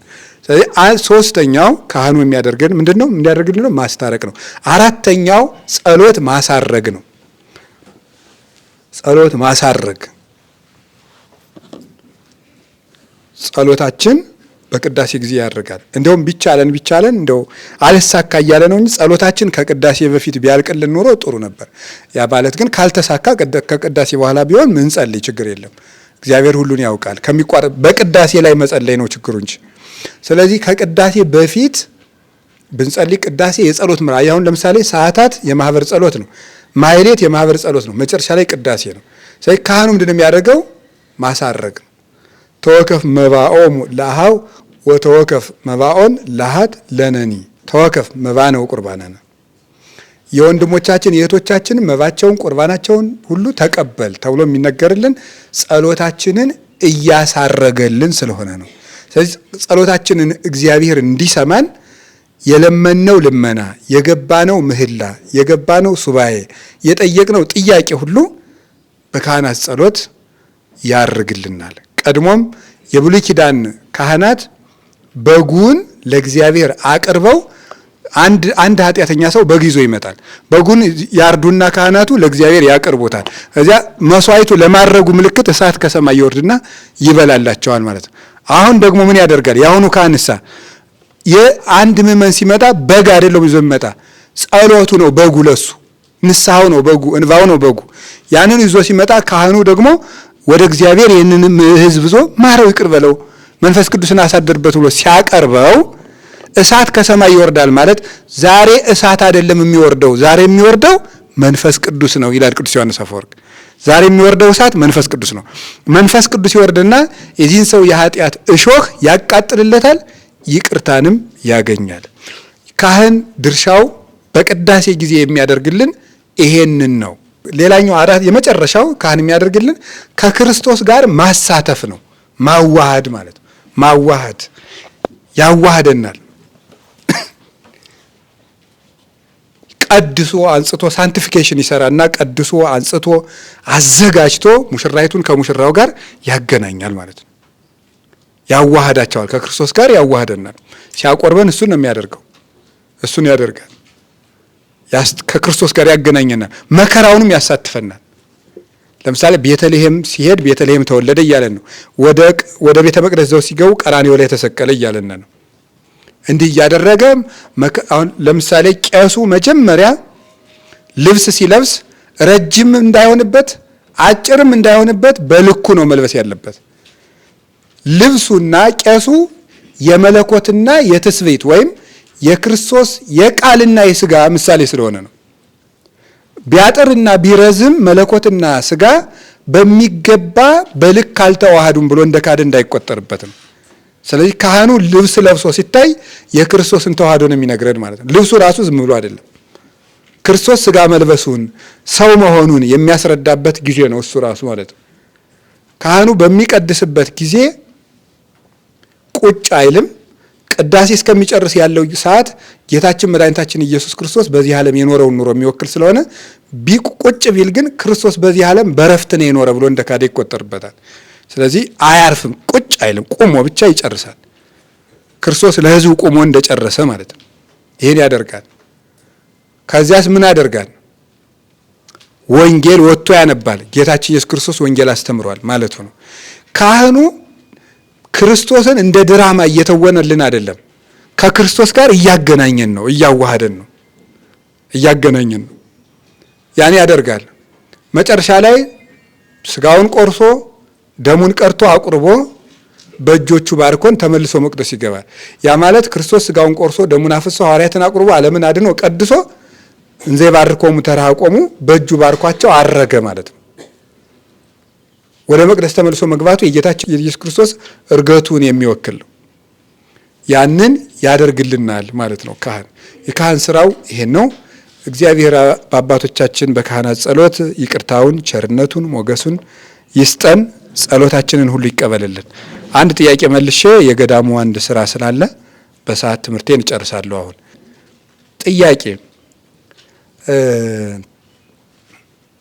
ጥያቄው ምንድነው?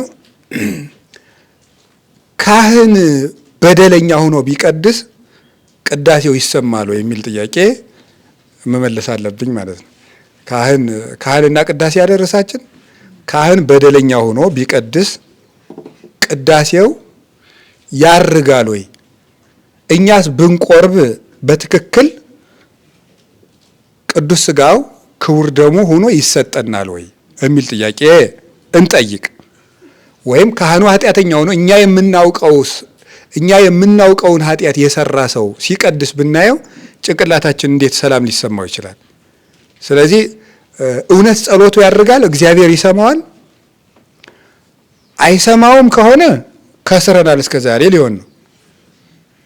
ይሰማዋል ከሆነ እግዚአብሔር የቄስ ሲሆን ኃጢአትን አይቆጣም ማለት ነው የሚል ችግር ያመጣል። ስለዚህ ማስታረቅ አለብን። መልሱ ይሰማዋል ነው። ቅዳሴው ያርጋል። ህብስቱም ወደ አምላክ ሥጋ ይለወጣል፣ ወይኑም ወደ አምላክ ደም ይለወጣል። ጸሎታችንም ይሰማል። እግዚአብሔር ይፍታ ቢለንም እንፈታለን፣ ይቅር እንባላለን። ይህ የሆነበት ምክንያት በምን ምክንያት ይመስላችኋል? ይህ የሆነበት ምክንያት በኢየሱስ ክርስቶስ ምክንያት ነው። በጌታችን በኢየሱስ ክርስቶስ ምክንያት ራእየ ዮሐንስ ምዕራፍ 1 ቁጥር 12 ላይ አንድ ቃል አለ። ወሶበተ መየጥኩ እራይ ዝኮ ዘይትናገረኒ፣ ከኔ ጋር የሚነጋገረውን መልአክ ለማየት ዞር ባልኩ ጊዜ ይላል ርይኩ ሰብኡ ማህትወ ዘወርቅ ይላል። 7 የወርቅ መቅረዞችን አየሁ ይላል። 7 የወርቅ መቅረዞችን አየሁ። ማይከለ ሰብኡ ማህትው ይነብር ከመወልደ ጓለ እመሕያው። እዚህ ላይ ነው ቁም ነገሩ ያለ። በ7ቱ የወርቅ መቅረዞች መሃል የሰው ልጅ የሚመስል ነበር ይላል። እስኪ ንገሩ፣ እስኪ በሉት ይሄን። በ7ቱ የወርቅ መቅረዞች መሃል ምን የሚመስል ነበር? የሰው ልጅ የሚመስል ነበር። እዚህ ላይ ነው ቁም ነገሩ። ታች በጣም ብዙ ነገር አለው። እሱን ስናብራራ ነው ጉዳያችን ጋር የምትያይዘውን አንድ ነጥብ ነው የፈለግኩ። ባጭሩ ያቺ 7 የወርቅ መቅረዝ የተባለች ቤተ ክርስቲያን ናት። 7 የተባለችም 7 በዕብራውያን ልማድ 7 ፍጹም ቁጥር ነው፣ ፍጹም ቁጥር። ስለዚህ 7 በዕብራውያን ፍጹም ነው ያለው ሳዊሮስ ነው። እስመ ሁልቆ ሳብዕ በዕብራውያን ፍጹም ውእቱ ብሎ የተናገረው 7 ፍጹም ነው። ስለዚህ ነው ፍጽምት የሆነች ቤተ ክርስቲያን ናት። የወርቅ ያላት ወርቅ ንጹህ ነው አይደል? ቤተ ክርስቲያን ምንድን ናት? ፍጹም ንጽሕት ናት። ነውር የለባትም። ቤተ ክርስቲያኒቱ ነውር የለባትም። ስለዚህ ነውር የለባትም። በማይከለ ሰብእ ማኅተው በዚያ በሰባቱ የወርቅ መቅረዞች መሃል የሰው ልጅ የሚመስል ነበር የተባለ ፍጽምትና ነውር የሌለባትን ቤተ ክርስቲያን የሚመራት ማን ነው ማለት ነው? የስጋን የለበሰው ማን? ኢየሱስ ክርስቶስ ነው የሚመራት ማለት። ስለዚህ ቅዳሴውን የሚመራው ማን ነው? ንገሩኝ እንጂ። ኢየሱስ ክርስቶስ ነው፣ መድኃኔዓለም ነው የሚመራው። ቅዳሴውን የሚመራው፣ ጸሎቱን የሚመራው፣ ቅዳሴውን የሚያከናውነው፣ ህብስቱን የሚለውጠው፣ ወይኑን የሚለውጠው፣ ጸሎቱን በሙሉ የሚያሳርገው ኢይትከሀሉ ያቅርቡ ዘእንበለ በአራቅኝናሁ ለወልድ እንዳለ ሊቁ ያለ ክርስቶስ ሊቀ ካህናትነት የሚያርግ የለም። እንዲያውም ቄሱ ራሱ ህብስቱን ይዞ ገብቶ መቅደሱ ሲባርክ ምንድን ነው የሚለው መሰላችሁ? መጀመሪያ ይዞ እንደገባ እንዲህ ነው፣ ክርስቶስ አምላክነ ዘበአማነ ተቤማንከ ወባርክ በእዴከ ወቀድስ ባይልከ ወአጽን በመንፈስከ ዝንቱ ህብስት ይኩን ለስርየተ ኃጢአተ ሕዝብከ ነው የሚለው። አምላካችን ክርስቶስ ወይ እተ በየማንከ በቀኝህ አንተ በስልጣን አንተ ባርከው፣ ወባርክ በእዴከ አንተ በእጅህ ባርከው፣ ወቀድስ በኃይልከ በፍጹም ኃይልህና ስልጣንህ አንተ አንጻው ይሄን ህብስት የህዝብን ኃጢአት የሚያስተሰሪ አድርገው ይላል። ስለዚህ ጌታችን ኢየሱስ ክርስቶስ ወይ አንተ ባርከው ስለሚለው የሚባርከው ማን ነው? ጌታችን ኢየሱስ ክርስቶስ። ካህኑ እጁን ሲዘረጋ ክርስቶስ ነው በንጹሐት እጆች የሚባርካቸው። ከዚያ የተነሳ ቤተ ክርስቲያኒቱን የሚመራት እግዚአብሔር ስለሆነ ያደፈ ካህን ቢቀድስ ቅዳሴው አያድፍም። ቅዳሴው አያድፍም። ለምእመናንም ይቅርታን ያገኛሉ፣ አይከለከሉም። ቄሱሳ ይፈረድበታል? አዎ ነው መልሱ። አዎ እንዲያውም አጋንንት ሳይገባው የሚቀድሰውን ሰው አጋንንት የእሳት ልጓም ካፏ ገብተው በእሳት ሰረገላ ተጭነውት እስከ ቤተ ክርስቲያን ይመጣሉ። ከደጁ ሲደርስ ይለቁታል፣ ገብቶ ይቀድሳል። ቀድሶ ሲወጣ መልሰው ለጉመው ተጭነውት ይሄዳሉ ነው የሚሉት እንግዲህ አባቶቻችን። እንዲህ አድርጎ እግዚአብሔር ይቀጣዋል። ግን አንድ ሀሳብ ደግሞ ልንገራችሁ። እናንተ የሆነ ኃጢአቱ የምታውቁበት ሰው ቢኖር አሁን እኮ አፉን ለጉሞ እየወሰዱ ይሆናል እንዳትሉ ደግሞ። በጣም የሰው ልጅ አይምሮ ከባድ ነው። እኔ ተመስገን ቤተክርስቲያኒቱን የምትመራት ክርስቶስ ነህ፣ እኔ ቆርቤያለሁ፣ እሱን ግን ለጉሞ ተወስደዋል እያላችሁ እየተመጻደቃችሁ እንዳትሉ ደግሞ ማለት ነው። ምክንያቱም እልከኛ፣ ትዕቢተኛ፣ ደፋር፣ ልበደንዳና ክፉ ሰው ካልሆነ በቀር እሱንም ምን ሊለው ይችላል? ደግሞ ይቅር ይለዋል አይደለም? እኔንም ይቅር ወራዳነትን አይተህ ምን በለኝ ነው ያለ፣ ፍታኝ ስላለ እሱንም ይፈታዋል። በማያገባን ገብተን መከራችን እንዳናይ ብዬ ነው።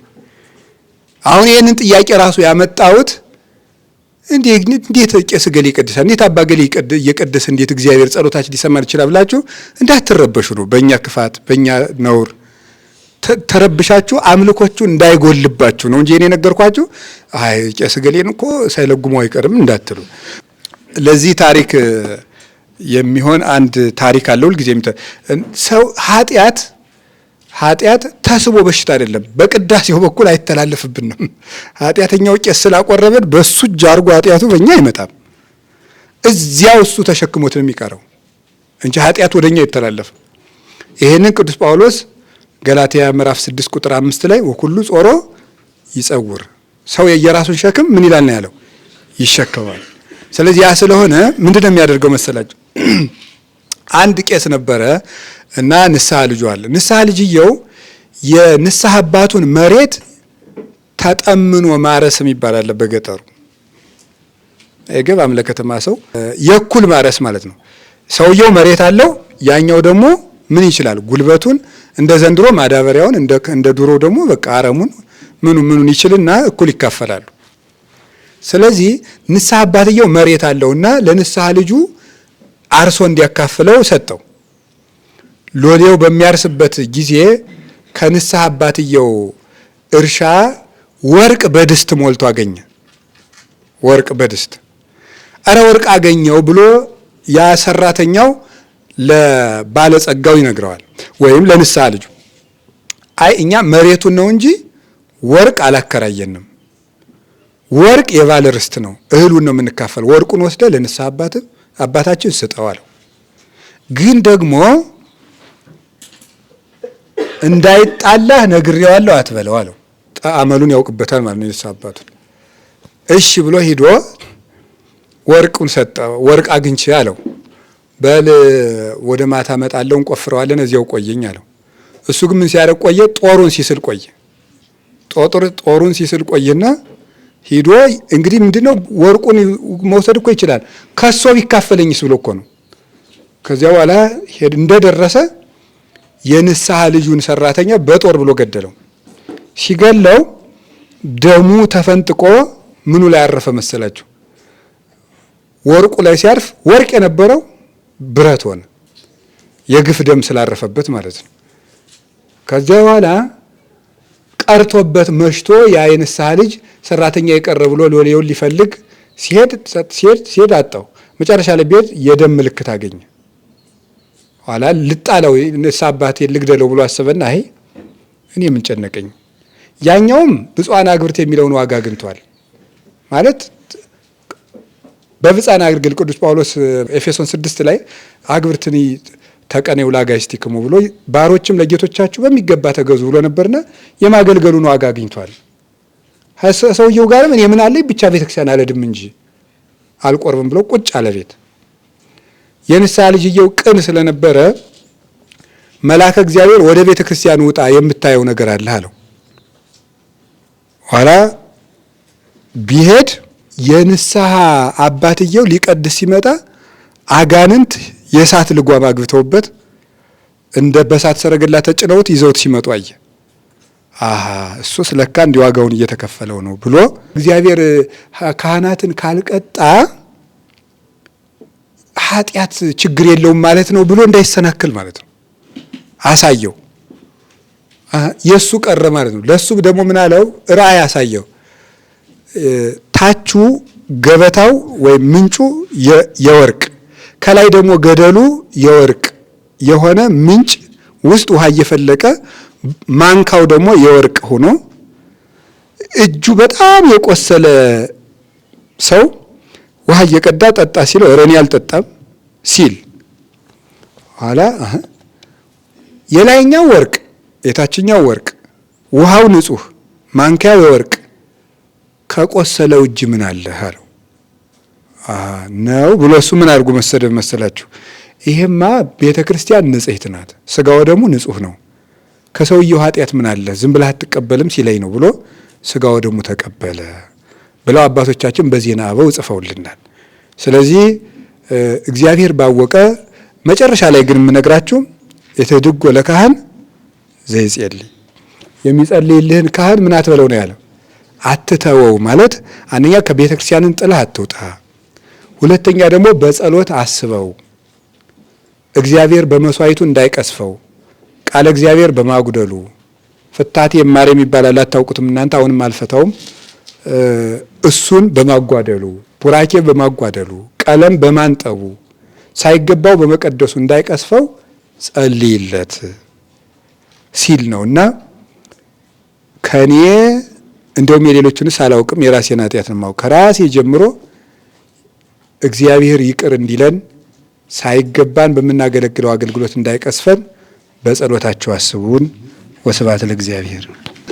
እኛ የሆስፒታል ፕሮጀክት እንዳለን ሰምታችሁ አይደል? አልሰማችሁም ይሆን?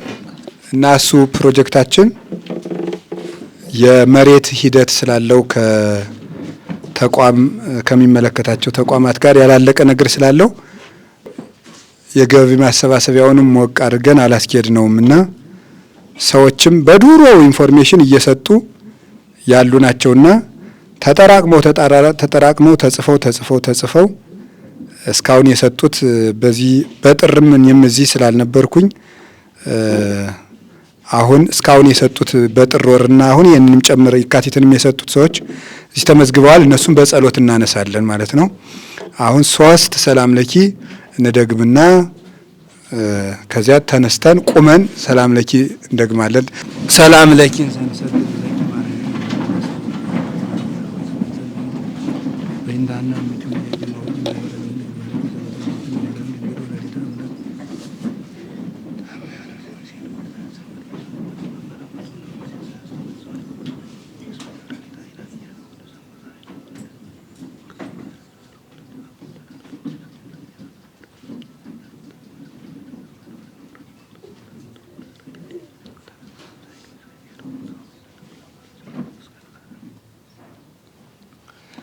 ሰላም ለኪ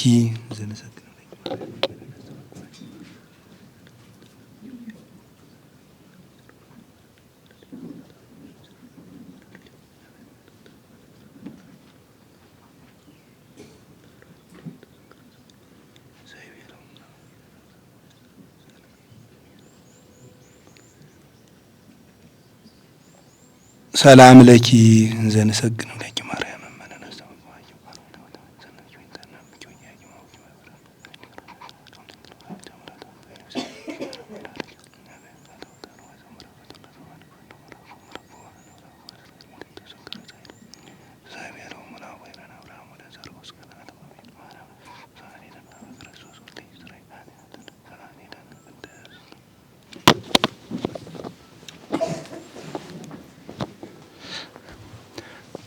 ቀና በሉ።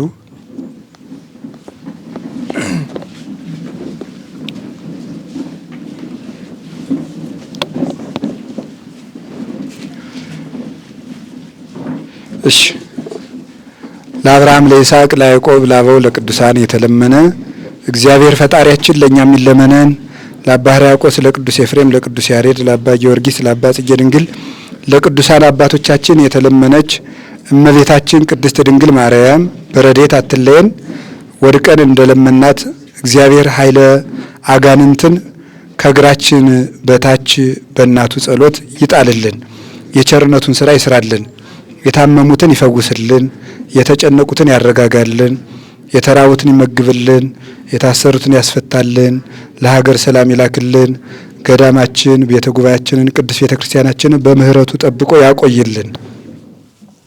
የጀመርነውን ነገር ያስፈጽመን። ሱባኤውን በሰላም ጨርሰን የእግዚአብሔርን ፊቱን ለማየት ያብቃን። ለቤተ ክርስቲያን ዓላማ ባዘጋጀነው ፕሮጀክት ላይ በየትኛውም ዓለም ሆናችሁ ከሌለ ገንዘባችሁ ስንጠራችሁ አቤት ብላችሁ አስባችሁ ቅን መልስ ለመለሳችሁልን እጃችሁን ለዘረጋችሁልን ሁሉ እግዚአብሔር የምሕረት እጁን ይዘርጋላችሁ። መድኃኔዓለም ይስጣችሁ። እስካሁን የፕሮጀክታችን ሂደት ያለው የመሬት ጉዳይ ብቻ ቀርቶት ነው። እንደ እግዚአብሔር ፈቃድ ያልቃል በቅርብ ጊዜ ብለን እንጠብቃለን። ያው እኛ የምናስኬደው ስላልሆነ ሂደቱን ጠብቆ በሚመለከተው መስሪያ ቤት በኩል የሚያልቅ ስለሆነ ነው። የሄድንባቸው መስሪያ ቤቶች ሁሉ በሚገባ ነው የተባበሩን። እንደ እግዚአብሔር ፈቃድ አሁን የመጨረሻውንም እንደሚገባ ይፈጽሙልናል ብለን ተስፋ እናደርጋለን። እንደጨረስን አዲስ ነገር ቶሎ ብለን መሬቱ እንዳለቀልን ቶሎ ሳንዘገይ በሳምንቱ ወይም በሁለት ሳምንቱ ይዘን እንመጣለን። ባለቀልን በሳምንቱ ወይም በሁለት ሳምንቱ ይዘን እንመጣለን። እስከዚያው ድረስ የምትችሉ ሁሉ ድጋፋችሁን አጠናክራችሁ እንድትቀጥሉ ለማለት እወዳለሁ። ቸሩ አምላክ ኢየሱስ ክርስቶስ በየትኛውም በባህር ዳር፣ በአዲስ አበባ፣ በአውስትራሊያ፣ በአሜሪካ በየትኛውም ዓለም ሆናችሁ ለጉባኤ ቤቱ ስራ አስፈጻሚ ሆናችሁ ገቢ በማሰባሰብ ፕሮጀክት በመቅረጽ የምትደክሙ ወንድሞቻችን እህቶቻችንን ሁሉ እግዚአብሔር ይጠብቃችሁ። የሰጣችሁትንም መድኃኔዓለም ይስጥልን። የጀመረውን ያስፈጽመን። እስካሁን የሰጡንን ኃይለ ጊዮርጊስን፣ ጥበበ ሥላሴን፣ ወለተ ገብርኤልን፣ ጸዳለ ማርያምን፣ ሂሩተ ሥላሴን፣ ገብረ ማርያምን፣ አርአያ ሥላሴን፣ ውበ ሥላሴን፣ ጸዳለ ማርያም፣ ብስራተ ገብርኤልን፣ ወለተ ማርያምን፣ ኪዳነ ማርያምን፣ ወለተ ሥላሴን፣ ሰይፈ ሚካኤልን፣ ክፍለ ዮሐንስን፣ አጸደ ማርያምን፣ ወለተ ብርሃንን፣ ክንፈ ሚካኤልን፣ ገብረ ኢየሱስን፣ ገብረ ሚካኤልን፣ ወልደ መድንን፣ መዓዛ ማርያምን፣ ስርጉተ ማርያምን፣ ዘረ ዮሐንስን፣ ሀብተ ሚካኤልን፣ ጽጌ ማርያምን፣ አጸደ ማርያምን፣ እህተ ቂርቆስን፣ ተስፋ ሚካኤልን፣ ወለተ ተክለ ሃይማኖትን፣ ወልደ መስቀልን፣ ሂሩተ ገብርኤልን፣ ኃይለ ገብርኤልን፣ ወለተ ማርያምን፣ ተክለ ወልድን፣ ፍሬ ሰንበትን፣ ወለተ ጻድቅን፣ ኃይለ ጊዮርጊስን፣ ወልደ ሩፋኤልን፣ ወለተ ማርያምን፣ ኃይለ ሚካኤልን፣ ወለተ ገብርኤልን፣ ወለተ ማርያምን፣ ኃይለ ሐዋርያትን፣ ክፍለ ማርያምን፣ መርበረ ጻድቅን፣ አመተ ሥላሴን፣ ወለተ ማርያምን፣ እህተ ገብርኤልን፣ ማይደር ማርያምን፣ ወልደ ሳሙኤልን፣ ቃለ አብን፣ ዜና ማርያምን፣ እህተ ራጉኤልን፣ ሰይፈ ሥላሴን፣ አጸደ ማርያምን፣ ተክለ ማርያምን፣ ወለተ ማርያምን፣ ወልደ ጻድቅን፣ ወለተ ትንሣኤን፣ አክሊለ ብርሃንን፣ ወለተ ወልድን፣ ወለተ ተክለ ሃይማኖትን፣ ተክለ ዮሐንስን፣ ተክለ አብን፣ ወለተ ገብርኤልን፣ የማነ ብርሃንን፣ ወለተ እስጢፋኖስን፣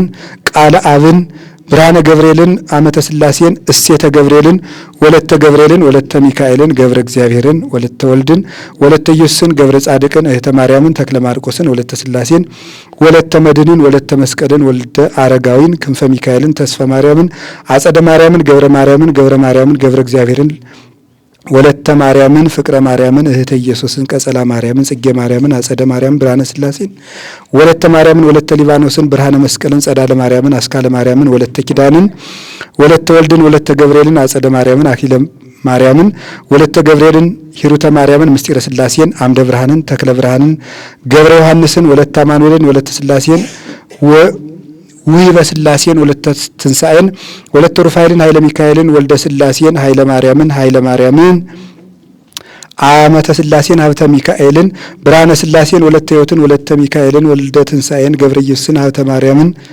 ልቡ 2 ጊዜ ቀዶ ጥገና የተደረገለት 2 ኩላሊቱ ህመምተኛ ነው። መድኃኔዓለም በምሕረቱ ያስብልን።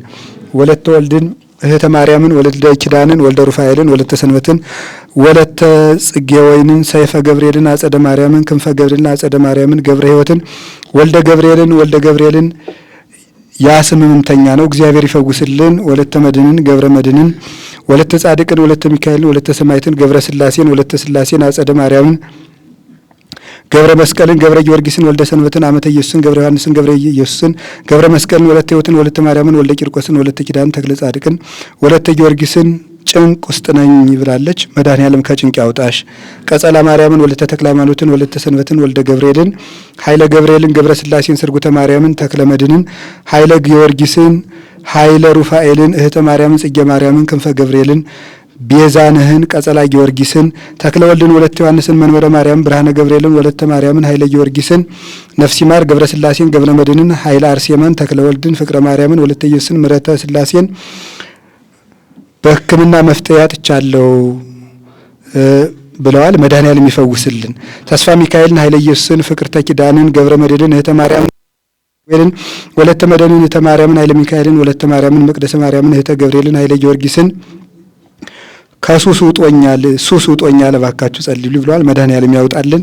ወልደ ጊዮርጊስን ወለተ ኢየሱስን ገብረ ሚካኤልን ወለተ አማኑኤልን ወልደ ዳዊትን ወልደ አማኑኤልን ለቁርባን እንዲያበቃም ብለዋል። እግዚአብሔር ያብቃችሁ። ፍቅርተ ሚካኤልን ሰይፈ ገብርኤልን ወለተ ሕይወትን ስርጉተ ማርያምን ክንፈ ገብርኤልን አስካለ ማርያምን ለቁርባን እንዲያበቃን እግዚአብሔር ያብቃችሁ። ኃይለ ሚካኤልን ወልደ ዮስጣቴዎስን ወለተ ማርያምን አጽመ ጊዮርጊስን ደብረ ጽዮንን ኪዳነ ማርያምን ኃይለ ሥላሴን ጽላተ ኪዳንን ወልደ ትንሣኤን ወልደ ሐናን ወለተ ሕይወትን ወልደ ሩፋኤልን ወልደ መድንን ወለተ አረጋዊን ፈቃደ ሥላሴን ኃይለ ማርያምን ወለተ ሚካኤልን እህተ ሚካኤልን ወለተ ኢየሱስን ወልደ ኪዳንን ወለተ ዮሐንስን ገብረ ጻድቅን ወልደ ሰማይትን ገብረ ኪዳንን ገብረ መድንን ወለተ ኢየሱስን እህተ መላክን ዘድንግልን ክንፈ ገብርኤልን ኃይለ ገብርኤልን አማ ሥላሴን አመተ ሥላሴን ኃይለ ሚካኤልን ወለተ ትንሣኤን አመተ ማርያምን ስርጉተ ማርያምን ወለተ ሰንበትን ወለተ ዜና ማርቆስን ፈቃደ ሥላሴን በእንተ ማርያም ፍቅርተ ሥላሴን ወለተ ማርያምን ቀጸላ ጊዮርጊስን ወለተ ሊባኖስን ተክለ ወልድን ገብረ ኢየሱስን ወለተ ሥላሴን ዕፀ ክርስቶስን ወልደ ሩፋኤልን ኃይለ ገብርኤልን ወለተ ኪሮስን ፍቅርተ ማርያምን ኃይለ ገብርኤልን ነፍስ ይማርልን። ገብረ ማርያምን ኃይለ ሚካኤልን ወለተ ቂርቆስን ኪሩቤልን ሱራፌልን ኤልያናን ወለተ ማርያምን ወልደ አረጋዊን ጸዳለ ማርያምን ወልደ ጻድቅን ወለተ ትንሣኤን አክለ ብርሃንን ወለተ ወልድን ወለተ ተክለ ሃይማኖትን ቀጸላ ማርያምን ኪዳነ ቃልን ወለተ ኢየሱስን ወልደ ጊዮርጊስን ተክለ ዮሐንስን ወለተ ሥላሴን አምደ ማርያምን ሂሩተ ሥላሴን ፍቅርተ ማርያምን እህተ ማርያምን ፍቅርተ ማርያምን ገብረ ዮሐንስን ኃይለ ሚካኤልን ወልደ ሐናን ወለተ ትንሣኤን ሰብለ ድንግልን ወለተ ማርያምን ወልደ ትንሣኤን ወለተ ሥላሴን ሰይፈ ሚካኤልን በህመም ላይ እግዚአብሔር ይፈውስልን። ገብረ ማርያምን ገብረ ተክለ ሃይማኖትን ሰይፈ ሚካኤልን ዝክረ ድንግልን ተስፋ ሥላሴን ብርሃነ ትንሣኤን ኪዳነ ማርያምን ገብረ ኢየሱስን ገብረ ወልድን አጸደ ማርያምን ክበበ ሰማይትን ሀብተ ወልድን ወለተ መድንን ነፍስ ይማር ወለተ ሥላሴን ፈቃደ ማርያምን ወለተ ሥላሴን ወልደ ገብርኤልን ወለተ ቂርቆስን እስቴተ ገብርኤልን ወለተ ሚካኤልን ወልደ ጊዮርጊስን አስካለ ማርያምን ገብረ ማርያም ስርጉተ ገብርኤልን ትርሲተ ማርያምን ወለተ ማርያምን ወልደ አረጋዊን ገብረ ማርያምን ወለተ ሥላሴን ገብረ ቂርቆስን ወለተ ማርያምን ገብረ ሥላሴን እህተ ገብርኤልን ገብረ ሥላሴን ወለተ ማርያምን ተክለ ኢየሱስን ጽጌ ማርያምን ስራ ፈላጊ እግዚአብሔር ይስጥልን። ገብረ ጻድቅን ብርሃነ ሥላሴን ፍቅርተ ሥላሴን ወለተ መስቀልን መቅደሰ ማርያምን ተክለ መድንን ሂሩተ ስላሴን ወለተ ማርያምን ወለተ ጻድቅን ሀብተ ማርያምን ወልደ አማኑኤልን ወለተ ሩፋኤልን ኃይለ ገብርኤልን እሴተ ማርያምን ወለተ እስጢፋኖስን ኃይለ ሚካኤልን ወልደ ሐዋርያትን ፍቅርተ ስላሴን ወለተ ወልድን ጸዳለ ማርያምን አክሊለ ገብርኤልን በኩራ አማኑኤልን ጽጌ ማርያምን ኃይለ ኢየሱስን አጸደ ማርያምን ፈትለ ማርያምን ኃይለ ሚካኤልን ገብረ ኪዳንን መንበረ ስላሴን ኃይለ ገብርኤልን ኪዳነ ማርያምን ገብረ ማርያምን በጥንቆለና የሚሰቃይ ነው ተብሏል። መድኃኔዓለም ያውጣልን። እህተ ሚካኤልን ወልደ ዮሐንስን ጽጌ ማርያምን አምሃ ገብርኤልን ገብረ ስላሴን ዘውገ ማርያምን ወልደ ዮሐንስን ተክለ ሐናን እሴተ ማርያምን ሰይፈ ሚካኤልን ወልደ ሩፋኤልን ወለተ ሩፋኤልን ወልደ ኢየሱስን ተክለ ሃይማኖትን ተክለ ማርቆስን ገብረ ቂርቆስን ወለተ ማርያምን ገብረ ኢየሱስን ወለተ ሩፋኤልን ገብረ በድንን ወለተ ጻድቅን ገብረ ሕይወትን ወለተ ራጉኤልን ትርሲተ ማርያምን ወልደ ሩፋኤልን አካለ ወልድን ኪዳነ ማርያምን የማርያም ማህበርተኞች እህተ ስላሴን ወለተ ሚካኤል ወለተ ተክለ ሃይማኖት ወለተ ኪዳነ ገብረ ሚካኤል ብርሃነ መስቀል ወለተ ዮሐንስ ወለተ ጻድቅ ገብረ ማርያም ወለተ ጻድቅ አስካለ ማርያም ተክለ መድህንን ፍስሐ ጽዮንን ኃይለ ማርያምን ወልደ አማኑኤልን ተርሲተ ማርያምን ገብረ ማርያምን እህተ ማርያምን ፍቅርተ ማርያምን ወልደ ሰንበትን ወለተ ኪዳንን ወለተ ማርያምን ገብረ ሚካኤልን ብርሃነ መስቀልን ሳይነ ማርያምን ወለተ ማርያምን ወልደ ትንሳኤን ወለተ ኪሮስን ወለተ ኪዳንን ገብረ ሕይወትን ሀብተ ጊዮርጊስን ወልደ ገብርኤልን ፍቅረ እግዚእን ሙለርን ኪዳነ ማርያምን ወለተ ማርያምን ወለተ ኪዳንን ወልደ አማኑኤልን ብርሃነ ትንሳኤን ሙለር እንግዲህ እድና ክርስትና ስም አስወጣ። በዚያውም ብርሃነ ትንሳኤን በስም ሰላም አበን ወለተ ኡራኤልን ገብረ ማርያምን ቀጸላ ጊዮርጊስን እግዚአብሔር ይፈውስልን ኪዳነ ማርያምን እግዚአብሔር ያጽናናልን ኃይለ ስላሴን ወለተ መድን ገብረ ኪዳንን ክንፈ ሚካኤልን ወልደ ስላሴን አስካለ ማርያምን ኪዳነ ማርያምን ወለተ መስቀልን ወለተ ዮሐንስን ወልደ ሰንበትን ወልደ ኪሮስን ጽጌ ማርያምን ወለተ መድንን ወልደ ቂርቆስን ነፍሲ ማር ወለተ ኪዳንን ገብረ ማርያምን ገብረ ኢየሱስን ወለተ ጊዮርጊስን እህተ ስላሴን ተክለ ማርያምን እህተ ሐናን ሀብተ ማርያምን ኃይለ ማርያምን ስርጉተ ሚካኤልን ወለተ መድንን ወልደ አብን ወልደ ሰንበትን ማይዶት ወጣቶች ማህበር ሆድ ገበያ እዚህ ፎገራ ማለት ነው። እግዚአብሔር ይስጥልን።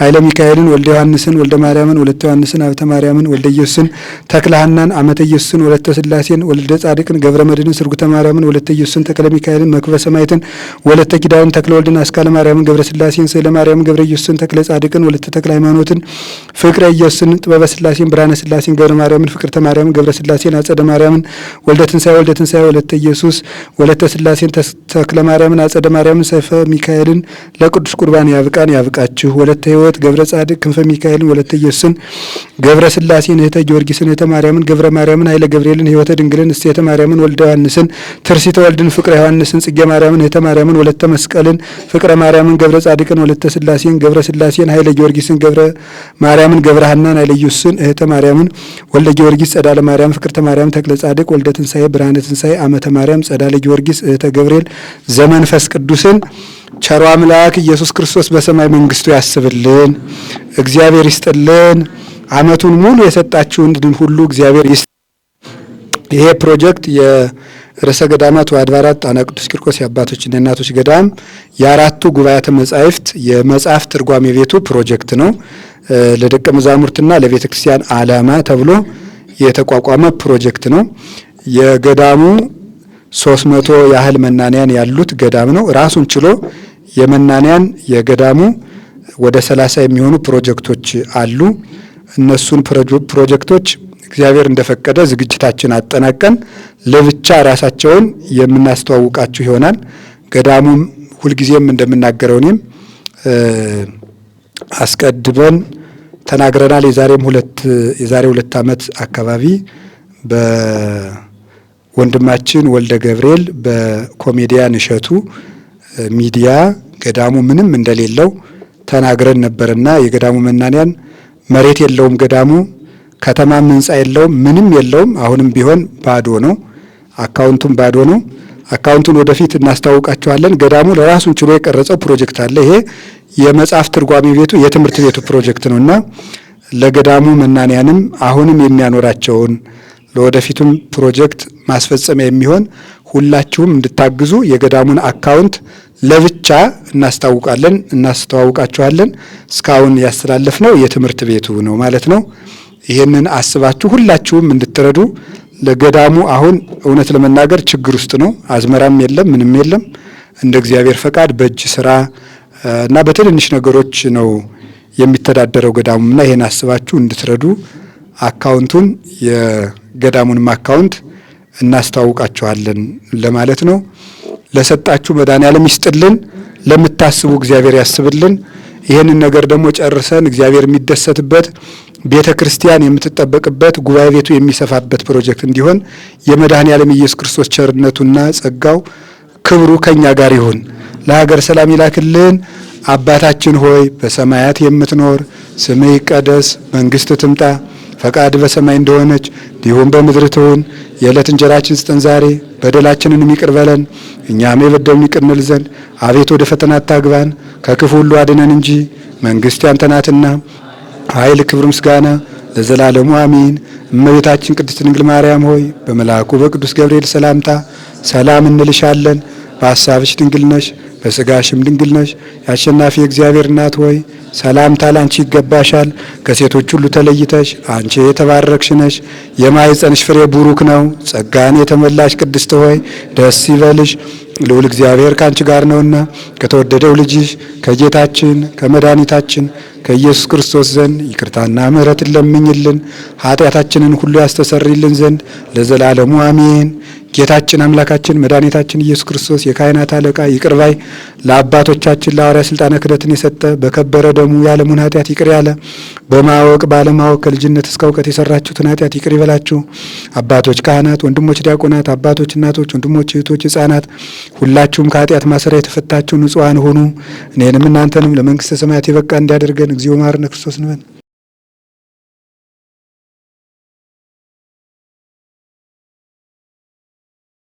በእንተ እግዝእትነ ማርያም መሐረነ ክርስቶስ።